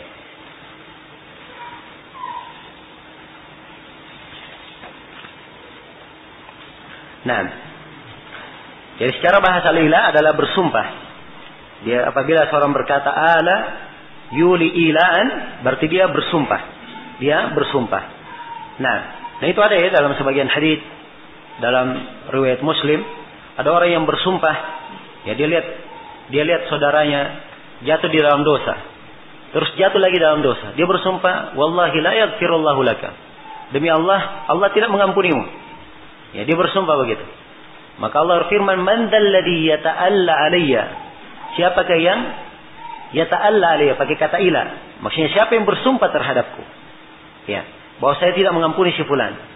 Ya, saya telah mengampuninya dan engkau yang bersumpah saya gugurkan apa? Amalanmu. Ya, ini bahayanya orang yang memberikan cap ya tanpa ilmu. Ya, kamu tidak diampuni. Dari mana dia tahu tidak diampuni? Ya, jelas ya? Nah, berucap atas nama Allah Subhanahu wa taala tanpa ilmu. Ya, baik. Jadi ini al-ila, dia bersumpah. Dan para fuqaha memberi definisi tentang ila ini bahwa ila adalah sumpah dari seorang suami. Ya. Sumpah dari seorang suami ya. Yang suami ini mungkin melakukan hubungan dengan istrinya, punya kemampuan ya untuk melakukan hubungan dengan istrinya. Dia bersumpah dengan nama Allah atau bersumpah dengan sebuah sifat dari sifat Allah ya, untuk meninggalkan hubungan dengan istrinya pada kubulnya. Ya, ingat ya. Ya, kalau dia bersumpah misalnya, ya, tidak akan mendatangi istrinya dari duburnya, ini dihitung ilah atau tidak? Tidak dihitung ilah. Jelas ya? Ya, dia bersumpah tidak menggaulinya. Ya, kalau suaminya memang tidak mampu lagi menggauli istrinya, kemudian dia bersumpah, ini dihitung ilah atau tidak? Ya. Ini tidak dihitung ilah, sebab memang asalnya dia tidak apa? Tidak mampu. Ya. Kemudian kelanjutan dari definisi, dia bersumpah selama-lamanya atau bersumpah lebih dari 4 bulan. Ya. Kalau ini terjadi, maka dia telah terhitung apa? Terhitung ilah. Maka saya berikan kesimpulan dari definisi yang kita bacakan tadi, bahwa sesuatu hal dikatakan sebagai ilah dengan 5 syarat, 5 ketentuan. Yang pertama, ilah ini datangnya dari suami yang punya kemampuan menggauli apa? Istrinya. Ini syarat yang pertama. Syarat yang kedua, ya, dia bersumpah dengan nama Allah atau dengan sifat dari sifat Allah. Jelas ya? Syarat yang ketiga, dia bersumpah untuk tidak menghubungi istrinya, tidak menggauli istrinya pada apa? Pada kubulnya, ya, pada kemaluannya. Ya. Kemudian yang keempat, syarat yang keempat, ya, dia bersumpah untuk tidak menggauli istrinya lebih dari 4 bulan. Lebih dari apa? 4 bulan. Ya. Dan syarat yang kelima, ya, hendaknya si istri itu istri yang mungkin untuk dia apa? Dia gauli. Ini 5 syarat. Apabila syarat ini terpenuhi, maka dia telah dikatakan melakukan ilah, dan hukum ilah apa? Telah berlaku padanya. Hukum ilah itu diterangkan di dalam Al-Quran. Hukum ilah diterangkan di dalam Al-Quran. Allah Subhanahu wa taala berfirman, "Lilladzina yu'luna min nisa'ihim tarabbusu 4 ashhur. Fa in fa'u fa innallaha ghafurur rahim. Wa in azamu at-talaqa fa innallaha apa? Sami'un alim." Dan bagi orang yang melakukan ilah kepada istrinya, maka dia hanya diizinkan tarabbus berapa? 4 bulan. Fa in fa'u, kalau mereka rujuk, fa innallaha ghafurur rahim. Maka sungguhnya Allah pengampun dan apa? Penyayang. Maksudnya dia rujuk dari sumpahnya, yaitu dia batalkan sumpahnya. Dia bayar kafarah terhadap apa? Sumpahnya. Maka Allah Maha Pengampun lagi apa? Maha Penyayang. Wa in azamut talaqa, dan kalau mereka mengazamkan untuk talak, fa innallaha sami'un alim. Maka sungguhnya Allah Maha mendengar lagi Maha apa? Maha mengetahui. Sini disebut 2 nama, Maha mendengar lagi Maha mengetahui. Ini apa? Ancaman, ya. Hendaknya semua bertakwa kepada Allah dalam menggunakan lafaz talak. Allah Maha mendengar lagi Maha apa? Mengetahui. Dan hendaknya orang yang mengilah istrinya bertakwa kepada Allah. Ya. Kalau sudah lebih 4 bulan istrinya menuntut agar supaya diceraikan, maka dia wajib untuk apa? Ya, wajib untuk menceraikannya. Dan Allah Maha mendengar lagi Maha mengetahui. Begitu maksudnya. Jelas ya? Maka dengan ini kita telah mendefinisikan tentang definisi ilah, dan telah kita terangkan, ya, waktu dari ilah ini. Dan di sini Asy-Syaukani rahimahullah menjelaskan tentang ilah. Beliau berkata, "Huwa ayyahlifa az-zawju min jami'i nisa'ihi aw ba'dihinna la aqrabuhunna." Ya, ilah itu adalah seorang suami yang bersumpah untuk tidak bersumpah, ya, terhadap seluruh istrinya atau sebagian dari istrinya. Dia bersumpah, dia berkata, "La aqrabuhunna," saya tidak akan mendekati mereka. Ya, mendekati mereka artinya apa? Ya, tidak menggaulinya. Nah, kata beliau, "Fa in waqqata biduni arba'ati ashhur i'tazala hatta yanqadiya ma waqqata bih." Ya, kalau dia memberikan waktu kurang dari 4 bulan, maka hendaknya dia melakukan sumpahnya. Dalam artian dia hindari istrinya kurang dari 4 bulan itu sampai selesai apa yang dia waktukan dengannya. Sebagaimana Nabi Shallallahu Alaihi Wasallam pernah mengilah istrinya berapa lama? 1 bulan. Ya, tahu kisahnya ya? Ya, itu yang saya sebutkan tadi tentang kisah ayat yang menegur para sahabat, "Idza ja'akum amrun minal amni aw yakhafi ada'u bih." Itu Nabi melakukan ilah terhadap istrinya, bukan talak waktu itu. Cuman orang-orang menganggapnya dia apa? Dia talak. Dan Nabi bersumpah tidak mendekatinya selama apa? Sebulan. Ya, dan waktu itu Nabi sallallahu alaihi wasallam 29 hari beliau sudah kembali. Ketika ditanya, "Ya Rasulullah, bukankah engkau bersumpah sebulan?" Maka beliau katakan, "Ya, 29 hari itu sudah apa? Sudah sebulan." Jelas ya? Ya, kalau sebulan kurang dari 4 bulan. Kan begitu? Ya. Maka kalau dia bersumpah sebulan, misalnya atau 2 bulan atau 3 bulan, dia lakukan sumpah itu. Dia tinggalkan apa? Jangan dia mendekati istrinya sampai apa? Sampai batas yang dia sebutkan. Jelas ya? Wa illam yuwaqqit syai'an aw waqqata bi aktsara minha khayyira ba'da mudijiha baina ayyafiha aw yutalliq. Apabila dia tidak mentaukid, dia hanya berkata saya tidak akan mendekati kalian. Ya, begitu saja. Saya tidak akan mendekati kamu lagi, tidak akan menggauli kamu lagi. Dia hanya begitu, tidak berkata berapa lama. Ya. Atau dia berkata saya tidak akan menggauli kamu selama-lamanya misalnya. Atau dalam tahun ini, ya, dan dia di awal tahun. Dia berkata dalam tahun ini saya tidak akan mendekatimu. Ya, misalnya. Maka kalau dia berkata seperti ini, maka dia diberi takhir. Setelah berlalu 4 bulan, dia diberi pilihan. Jelas ya? Sudah berlalu 4 bulan, dia dikasih pilihan. Kamu kembali atau kamu talak. Kamu kembali atau kamu apa? Ya, kamu mentalaknya. Dan ini tentunya membahayakan istri. Membahayakan apa? Membahayakan istri. Ya. Dari pembahasan ilah ini, sebagian para ulama menyebutkan di dalam fikih muasyarah dengan istri, bahwa wajib untuk menggauli istri dalam 4 bulan sekali. Dalam 4 bulan apa? Sekali. Dari pembahasan apa? Ilah. Karena boleh lebih apa? 4 bulan. Ya. Dan di dalam pembahasan ilah juga ini dibahas dalam fikih muasyarah juga, bahwa suami kalau dia meninggalkan istrinya, maka dia paling lama boleh meninggalkannya berapa? 4 bulan. Lebih daripada itu harus dengan seizin istri. Kalau si istri, ya, mengharuskan dia pulang, maka dia harus apa? Pulang. Kecuali kalau dia ridha, maka itu kebaikan dari apa? Dari istrinya. Jelas sampai sini? Ya. Adapun asar yang disebutkan bahwa 6 bulan dari dari Umar bin Khattab, itu ada kelemahan, dari sanad-sanadnya ada kelemahan. Jelas ya? Nah.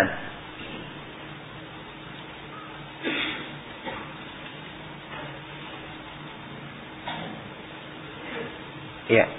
Baik, selesai sudah ya berkaitan apa yang berkaitan dengan masalah pembahasan ilah ini. Saya kira jelas ya?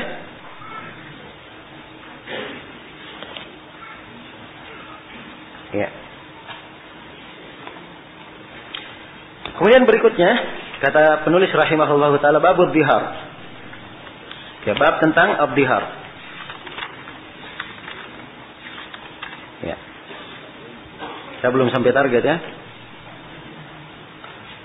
Jangan ribut-ribut. Ya, kata penulis rahimahullah, babud dhihar. Bab tentang apa? Abdihar. Ya. Ya. Yang dimaksud dengan dhihar, kalau diterangkan di sini oleh Syogani. Baik, kita baca dulu ya definisi Syogani.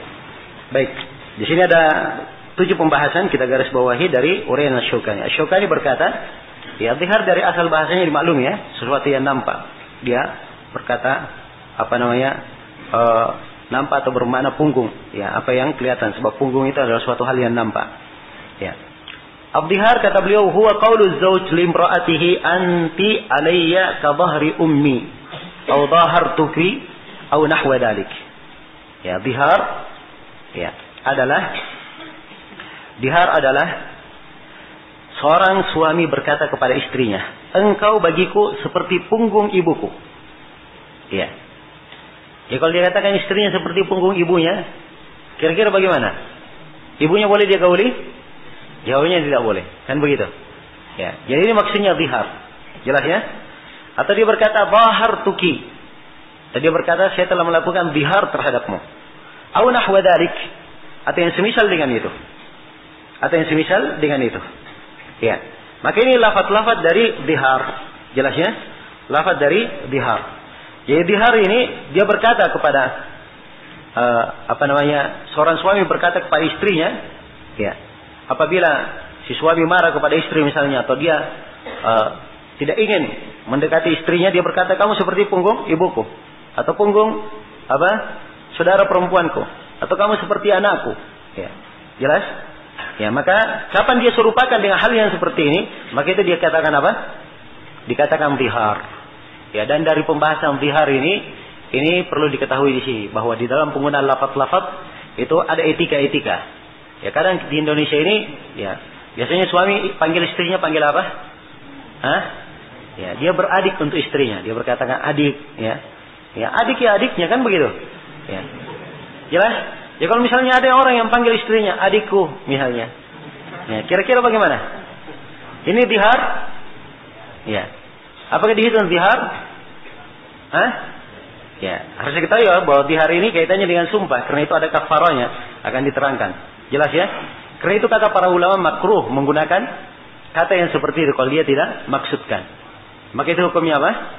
Hukumnya makruh. Karena itu sebaiknya ditinggalkan. Ya, dan saya kira banyak panggilan-panggilan yang lebih baik daripada itu untuk istri. Ya, ya atau tidak? Ya, saya kira antum lebih pandai untuk ya, melihat hal tersebut. Ya, baik. Jelas ya? Jadi di sini ini tentang masalah zihar, dan tentang zihar ini ketentuannya di dalam Al-Quran di surah Al-Mujadilah sebagaimana yang dimaklumi. Surah Al-Mujadilah bisa dikata Al-Mujadilah dan bisa dibaca Al-Mujadalah. Ya. Bisa dua bacaan. Nah, tentang ziharnya itu di firman Allah Subhanahu wa taala, "Walladzina yudhahiruna min nisa'ihim thumma ya'uduna lima qalu fatahriru raqabatin min qabli ay yatamassa. Dzalikum tu'aduna bihi wallahu bima ta'maluna khabir. Faman lam yajid fasiyamu syahrayn mutatabi'ain min qabli ay yatamassa. Faman lam yastati' fa it'amu 60 miskina." Ya. Jelas? Ini ketentuan zihar. Ya. Jadi bagi mereka yang menzihar istrinya, perhatikan ya ketentuan ayat. Walladzina yudhahiruna min nisa'ihim. Orang bagi mereka yang menzihar istrinya. Tsumma ya'uduna lima qalu. Kemudian mereka kembali kepada ucapannya. Ya. Ini penjelasan tentang kafarah ya, penjelasan tentang kafarahnya. Ya, baik kalau kita baca dulu ayat sebelumnya. Ayat sebelumnya alladzina yudhahiruna minkum min nisa'ihim ma hunna ummahatihim. In ummahatuhum illa allai waladanahum wa innahum la yaquluna munkaran minal qawli wa zura. Ya. Jadi orang yang menzihar di antara kalian terhadap istrinya, ya, bukanlah istri-istrinya itu ibu-ibu mereka. Ya. Jadi ini cercaan bagi siapa yang menzihar. Dan ini menunjukkan bahwa zihar hukumnya adalah apa? Hukumnya adalah haram. Tidak boleh ada yang menzihar istrinya. Ya. Ummahatuhum itu yang dikatakan ibu, itu mereka yang melahirkan mereka. Dan orang yang melakukan zihar ini sungguh telah mengucapkan sebuah ucapan yang mungkar. Dan ucapan yang apa? Ucapan yang zur, ya. Ya. Ucapan yang palsu, ucapan yang keji lagi batil. Ya. Ini keharaman yang sangat nyata bagi orang yang melakukan zihar ini. Ya, maka di ayat setelahnya diterangkan, bagi siapa yang melakukan zihar, ya, terhadap istrinya, tsumma ya'uduna lima qalu. Kemudian mereka kembali dari ucapannya. Mereka artinya apa? Membatalkan apa? Ziharnya. Ya. Maka diterangkan di sini tentang kafarahnya. Diterangkan tentang apa? Alhamdulillah. Alhamdulillah. Ya. Diterangkan tentang kafarahnya. Ya. Jadi kafarah yang pertama disebutkan fatahriru raqabatin min qabli ayatamassa. Dia membebaskan seorang budak. Ya. Sebelum keduanya bersentuhan. Sebelum keduanya apa? Berhubungan. Ya, jadi tidak boleh. Ya, dia bersentuhan, berhubungan sebelum dia apa? Sebelum dia membayar kafarah. Ya, sebelum dia membayar kafarah. Dan ini kisah tentang zihar ini haditsnya panjang ya di dalam apa namanya? Musnad Imam Ahmad, Sunan Abi Dawud dan Tirmidzi, haditsnya dihasankan oleh Syekh Al-Albani dari Salamah ibn Sakhar. Nah, dari Salamah bin Sakhar disebutkan tentang kisah zihar. Ya, kisah yang panjang. Ya, beliau katakan saya adalah seorang perempuan yang diberikan kemampuan jima yang tidak diberikan kepada selain saya. Ya. Nah, maksudnya dia apa? Ya, ada agak ada kelebihan sedikit ya daripada yang lainnya. Maka begitu masuk Ramadan, dia melakukan zihar kepada siapa? Kepada istrinya. Sampai di akhir bulan. Ya. Sampai di akhir bulan. Ya, bahkan sisa sedikit bulan itu akhirnya di suatu malam, ya. Di suatu malam maka apa? Di suatu malam istrinya melayaninya, ya, memberikan khidmat kepadanya. Ya, tiba-tiba tersingkap dari istrinya sesuatu. Ya. Maka kata beliau, fawasabtu 'alaiha. Saya pun melompatinya. Ya. Padahal dia apa? Dihar. Ini bahasa ya, yang menunjukkan segeranya syahwatnya itu naik. Ya. Falamma asbahtu, begitu saya masuk di pagi hari, saya pun pergi kepada kaumku. Ya, jadi dia sudah dihar, tidak mau menghubunginya, sekarang sudah berhubungan. Di pagi harinya dia datang kepada kaumnya, dia beritakan ya, apa yang terjadi pada dirinya, minta pertimbangan. Ya, minta pertimbangan. Maka akhirnya Salamah bin Sahur mengajak kaumnya supaya pergi kemana? Kepada Rasulullah, tapi kaumnya tidak mau. Ya. Mereka tidak mau. Mereka bilang, khawatir kita turun kepada kita Al-Quran atau Rasulullah berucap tentang kita. Ya. Disebabkan karena kamu. Ya. Nah, dan kalau kita diucapkan tentang kita, ini akan menjadi aib terus untuk kita. Maka kamu pergi sendiri. Ya. Silakan kamu kerjakan apa yang kamu kerjakan. Maka Salam pun keluar, kemudian dia pergi kepada Nabi SAW, kemudian dia kabarkan hal itu kepada Nabi. Maka Nabi SAW berkata, ya, anta bidak, kamu melakukan hal itu? Ya. Nah, kata beliau, ana bidak. Kata Salamah, iya, saya dengan hal itu. Nabi mengulanginya lagi. Ya, kembali Salamah menjawab. Nabi kembali mengulanginya. Ya, dan akhirnya berkata Salamah, ha anadha, saya siap untuk menerimanya. Jelas ya? Ini Nabi mengulangi untuk menunjukkan apa? Ini perbuatan yang sangat apa? Sangat dilarang. Karena itu beliau tekankan. Cukup sekali sebenarnya sudah dipahami. Tapi begitu Nabi mengulanginya, ini adalah hal yang apa? Ya, bukan dianggap remeh dan main-main. Ya, maka Nabi SAW ya berkata, apakah kamu mampu ya untuk membebaskan ya seorang budak? Nah, ya, kata ya Salamah, ya, kata beliau sambil memukul lehernya, katanya, qultu la walladzi ba'atsaka bil haqq, tidak demi yang mengutusmu dengan kebenaran. Ya, saya hingga hari ini tidak memiliki selain daripada istriku. Ya, maksudnya jangankan budak, istri saja cuma satu, bagaimana bisa punya apa? Punya budak. Ya. Kemudian kata Nabi, fasum syahraini mutatabi'ain. Kalau begitu kamu puasa 2 bulan berturut-turut. Ya. Suruh puasa apa? 2 bulan berturut-turut. Ya. Kata Salamah, qultu ya Rasulullah, hal asabani ma asabani illa fi shaum. Ya, katanya ya Rasulullah, ya tidaklah menimpa saya apa yang menimpa saya kecuali karena puasa. Ya, maksudnya apa? Dia di bulan Ramadan sengaja dia melakukan tihar supaya tetap apa? Bisa berpuasa. Dia ilzam dirinya bisa berpuasa.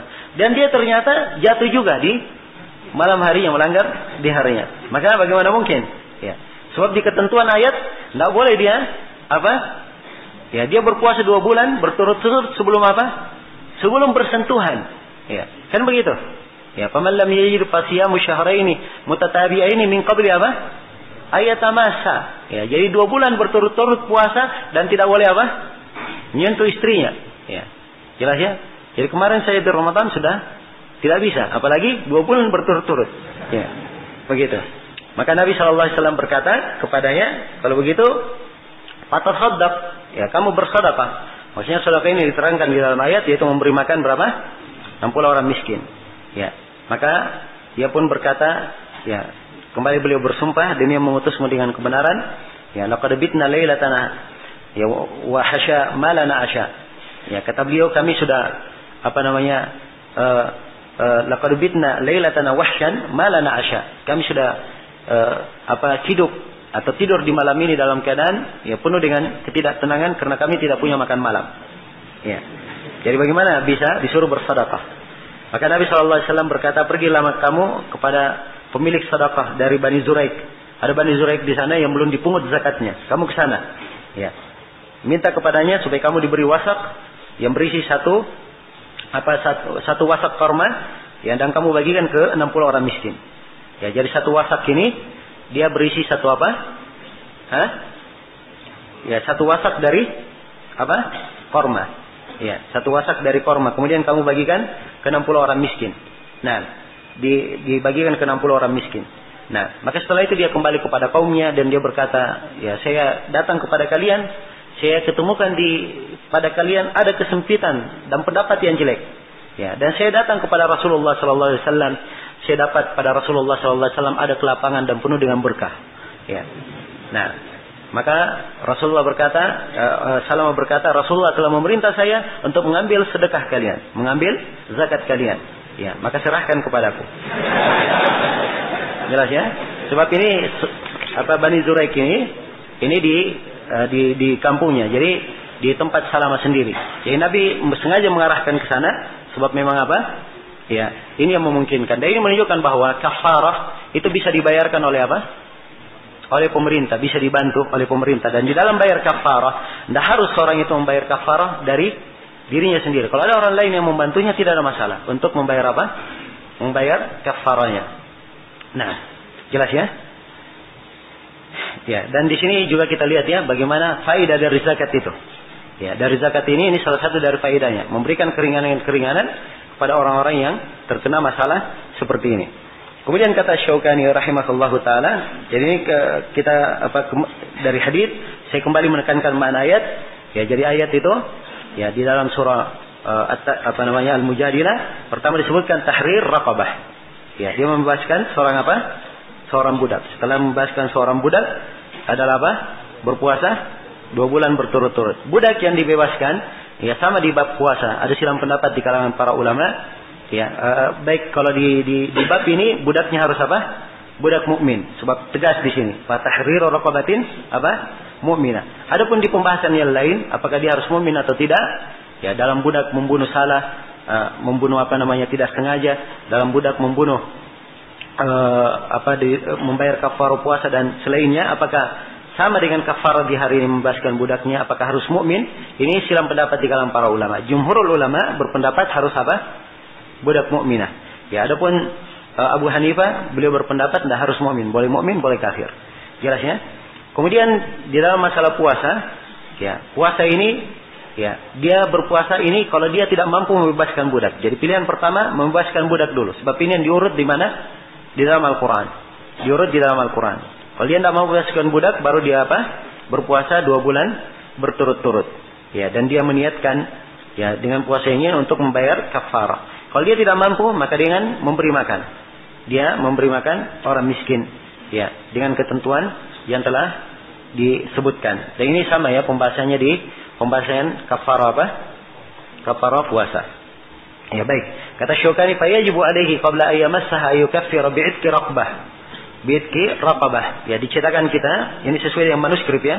Fa illam yajid falyut'im 60 miskina. Fa illam yajid falyasum syahraini mutatabi'aini. Ya, begitu di manuskripnya tertulis. Ya, kalau dia wajib ya sebelum menyentuh istrinya dia membayar kafarah dengan membebaskan budak. Kemudian dia memberi makan 60 orang miskin, kemudian dia dia berpuasa 2 bulan berturut-turut. Ya, begini urutannya di asal manuskrip tulisan penulis. Tapi kalau kita lihat konteks ayatnya apa? Makan dahulu atau memberi makan dahulu atau puasa dahulu?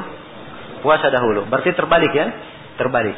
Dan dicetakan Darari yang ada syarahnya dari Syaukani, dicetakan Darari itu didahulukan puasa kemudian apa?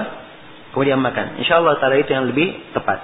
Ya, mungkin ada beliau di tulisan tangan yang kita sebutkan di awal pelajaran bahwa cetakan yang kita pakai ini kita cocokkan dengan manuskrip dengan tulisan tangan Imam Syaukani sendiri. Mungkin ada kesalahan tulis dari beliau di situ. Baik, kemudian kata beliau yajuzu lil imami ayyu'inahu min sadaqatil muslimin in kana faqiran la yaqdiru 'ala as-shaum wa lahu ayyusrifa minha li nafsihi wa 'iyalihi. Ya, dan boleh untuk seorang imam muslim untuk membantunya dari sedekah kaum muslimin. Kalau dia memang apa? Dia memang fakir, tidak mampu untuk berpuasa. Dia fakir, tidak mampu untuk apa? Berpuasa. Ya, jadi kalau dia dapat ketentuan ini sudah fakir, berarti dia tidak mampu membebaskan budak. Ya, dia tidak mampu berpuasa, maka dia apa? Dia bersedekah. Ya, dan sedekahnya boleh dibantu oleh imam kaum muslimin. Ya, walahu ayyasrifa minha li nafsihi wa 'iyalihi. Dan boleh dia gunakan sedekah ini, dia gunakan juga untuk dirinya dan untuk apa? Untuk keluarganya. Ya. Dan kalimat boleh ini apakah dihitung dari kafarah atau dihitung dari selain kafarah? Ini pembahasan ya. Ya, pembahasan. Dan ini sama dengan pembahasan di di bab apa? Iya, di bab puasa. Ya, tentang kisah orang yang melanggar di bulan puasa itu. Ya, sama dia juga tidak mampu apa? Tidak mampu membayar kafarah. Maka Nabi memberikan 1 arak berisi korma. Ya, yang 1 arak ini berisi berapa? 15 atau berisi 15 sa'. Yang 5 sa' ini berarti kalau 15 sa' berarti berapa mud? Berisi berapa? 60 mud. Jadi bagi kepada 60 orang miskin berarti setiap miskin satu apa? 1 mud diberinya. Jelas ya? Ya, ketika sudah diberi 1 arak, maka Nabi berkata kepadanya atau orang yang berkata kepada Nabi, "Ya Rasulullah, apakah saya sedekahkan kepada orang yang lebih fakir dari saya?" Demi Allah, tidak ada antara dua sudut Medina ini, dua sudut gunung Medina ini, ya, penduduk dari seluruh penduduk Medina tidak ada yang lebih fakir dari saya. Ya, bagaimana saya sedekahkan kepada orang? Maka Nabi pun tersenyum sampai kelihatan giginya, kemudian beliau katakan, "Kalau begitu, kamu makanlah untuk keluargamu." Ya, dari ucapan Nabi ini, "Kamu makan untuk keluargamu," inilah yang diarahkan mananya di sini oleh Imam Syaukani. Sebab mereka di dalam pembahasan tihar, mereka sama pembahasannya dengan pembahasan apa? Kafarah di mana? Di puasa. Demikian pula nanti kafarah di mana? Di masalah membunuh tidak sengaja. Jelas ya? Baik. Dan di dalam memahami hadis tersebut, di dalam memahami hadis Rasulullah itu, ya, ini ada dua pendapat di kalangan para ulama. Ada yang berkata kalau dia tidak mampu, ya, dia yang paling miskin berhak, maka diambil saja, maka sudah gugur terhadapnya. Ada yang berkata bahwa Nabi mengatakan, ya, kamu pakai sedekahkan untuk keluargamu, untuk dirimu dan keluargamu, kamu sedekahkan. Kapan kamu punya kemampuan, ke depan kamu tetap harus membayar apa? Membayar kafarah. Dan ini yang tepatnya. Sebab asalnya dia wajib membayar kafarah. Jelas ya? Kewajiban yang ditekankan. Ya. Maka Nabi SAW memerintah dia untuk bersedekah untuk keluarganya. Ini karena memang mereka lebih butuh pada saat itu. Ya, karena itu hajat mereka lebih didahulukan. Tapi kapan mempunyai kemampuan, ya, kewajiban untuk membayar kafarah tidak gugur.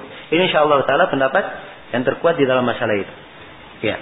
Kemudian kata beliau, "Wa in kana dhiharu muwaqqatan fala yarfa'uhu illa inqida'ul waqt." Ya. Kalau dhiharnya adalah muwaqqatan, ya, dhiharnya adalah apa? Muwaqqat, sementara, maka tidak ada yang mengangkatnya kecuali apa? Ya, tidak ada yang mengangkatnya kecuali lepasnya waktunya. Ya, waktunya lepas, waktunya selesai. Kemudian kata beliau, "Fa in wati'a qabla inqida'il waqt atau qabla at-takfir, kaffa hatta yukaffir fil mutlaq atau yanqadi waqtul muwaqqit." Ya. Kemudian kata beliau, kalau dia melakukan hubungan sebelum selesainya waktu atau sebelum dia membayar kafarah, maka dia hendaknya menahan. Ya, hendaknya menahan sampai dia membayar al-mutlaq. Ya, membayar apa yang sudah berjalan dan sampai selesai waktu yang sementara itu. Ya, sampai selesai waktu yang sementara itu. Nah, ya, telah kita sebutkan ya bahwa zihar itu adalah apa? Adalah yamin, dia adalah sumpah. Ya. Dan di dalam hadits Ibnu Abbas radhiyallahu taala anhu, ya, beliau berkata, "Idza harrama ar-rajulu imra'atahu fa huwa yaminun yukaffiruha." Ya. Jelas ya? Kalau seorang mengharamkan istrinya, dan ini zihar masuk ke dalam apa? Dia mengharamkan istrinya. Maka itu adalah yamin, dia adalah sumpah yang hendaknya dia bayar kafarahnya. Ya, dia bayar kafarahnya. Jadi di sini disebut oleh Ibnu Abbas sebagai sumpah. Ya, di posisi ini. Jelas ya? Di posisi ini. Dan tentang takfirnya, ya. Kalau masalah kafarahnya, apakah dia bayar kafarah sumpah dalam hal ini? Tentunya masalah yang disebut oleh Ibnu Abbas, apa yang disebut pada Rasulullah SAW uswah hasanah, ini karena yang dia lakukan adalah apa? Adalah ila. Ya, namun saya sengaja bawakan hadis di sini karena penulis Al-Muntaqa beliau bawakan hadis ini di pembahasan Abdihar. Seakan-akan beliau masukkan hal ini dalam pembahasan Abdihar. Dan yang benarnya bahwa ini hadis pembahasannya di pembahasan apa? Pembahasan ila yang telah berlalu. Jelas ya? Jadi Abdihar ini cara menggugurkannya adalah dengan cara apa? Dia membayar kafarah yang telah disebutkan. Iya.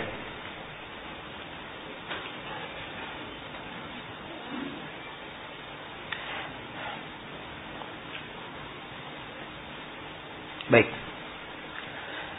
Ya, kita selesai sudah ya dari pembahasan Abdihar di sini. Ya, dan di pembahasan yang terakhir ini menunjukkan larangan seorang itu berhubungan ya dengan istri sampai dia membayar kafarah, dan itu berdasarkan nas Al-Qur'an. Ya, sudah jam 6 ya. Harusnya saya targetkan tadi kita selesai bab iddah sore ini. Kayak malam nanti kita selesaikan sampai babul khidana. Dan besok kita sudah masuk bab jual beli. Pembahasan jual beli. Ya, tapi kelihatannya agak berat ini. Ya. Tapi insya Allah masih targetnya. Sekarang sudah di halaman 50 kita. Berarti masih ya dapat targetnya. Ya coba kita lihat sebentar malam insya Allah pada maghrib. Kalau bisa kita selesaikan pembahasan kitabun nikah, kita selesaikan. Ya jelas ya. Ya, kalau memang mau diselesaikan Pak Desya, bagaimana kalau kita selesaikan Pak Desya? Ya, masih kuat. Ya. Yang penting ada semangat insya Allah. Ya. Kira-kira insya Allah pematerinya juga bersemangat. Ya. Baik, terus sementara kita cukupkan dalam siri. Subhanakallah wa bihamdik. Asyhadu an la ilaha illa anta astaghfiruka wa atubu ilaik. Walhamdulillahirabbil alamin.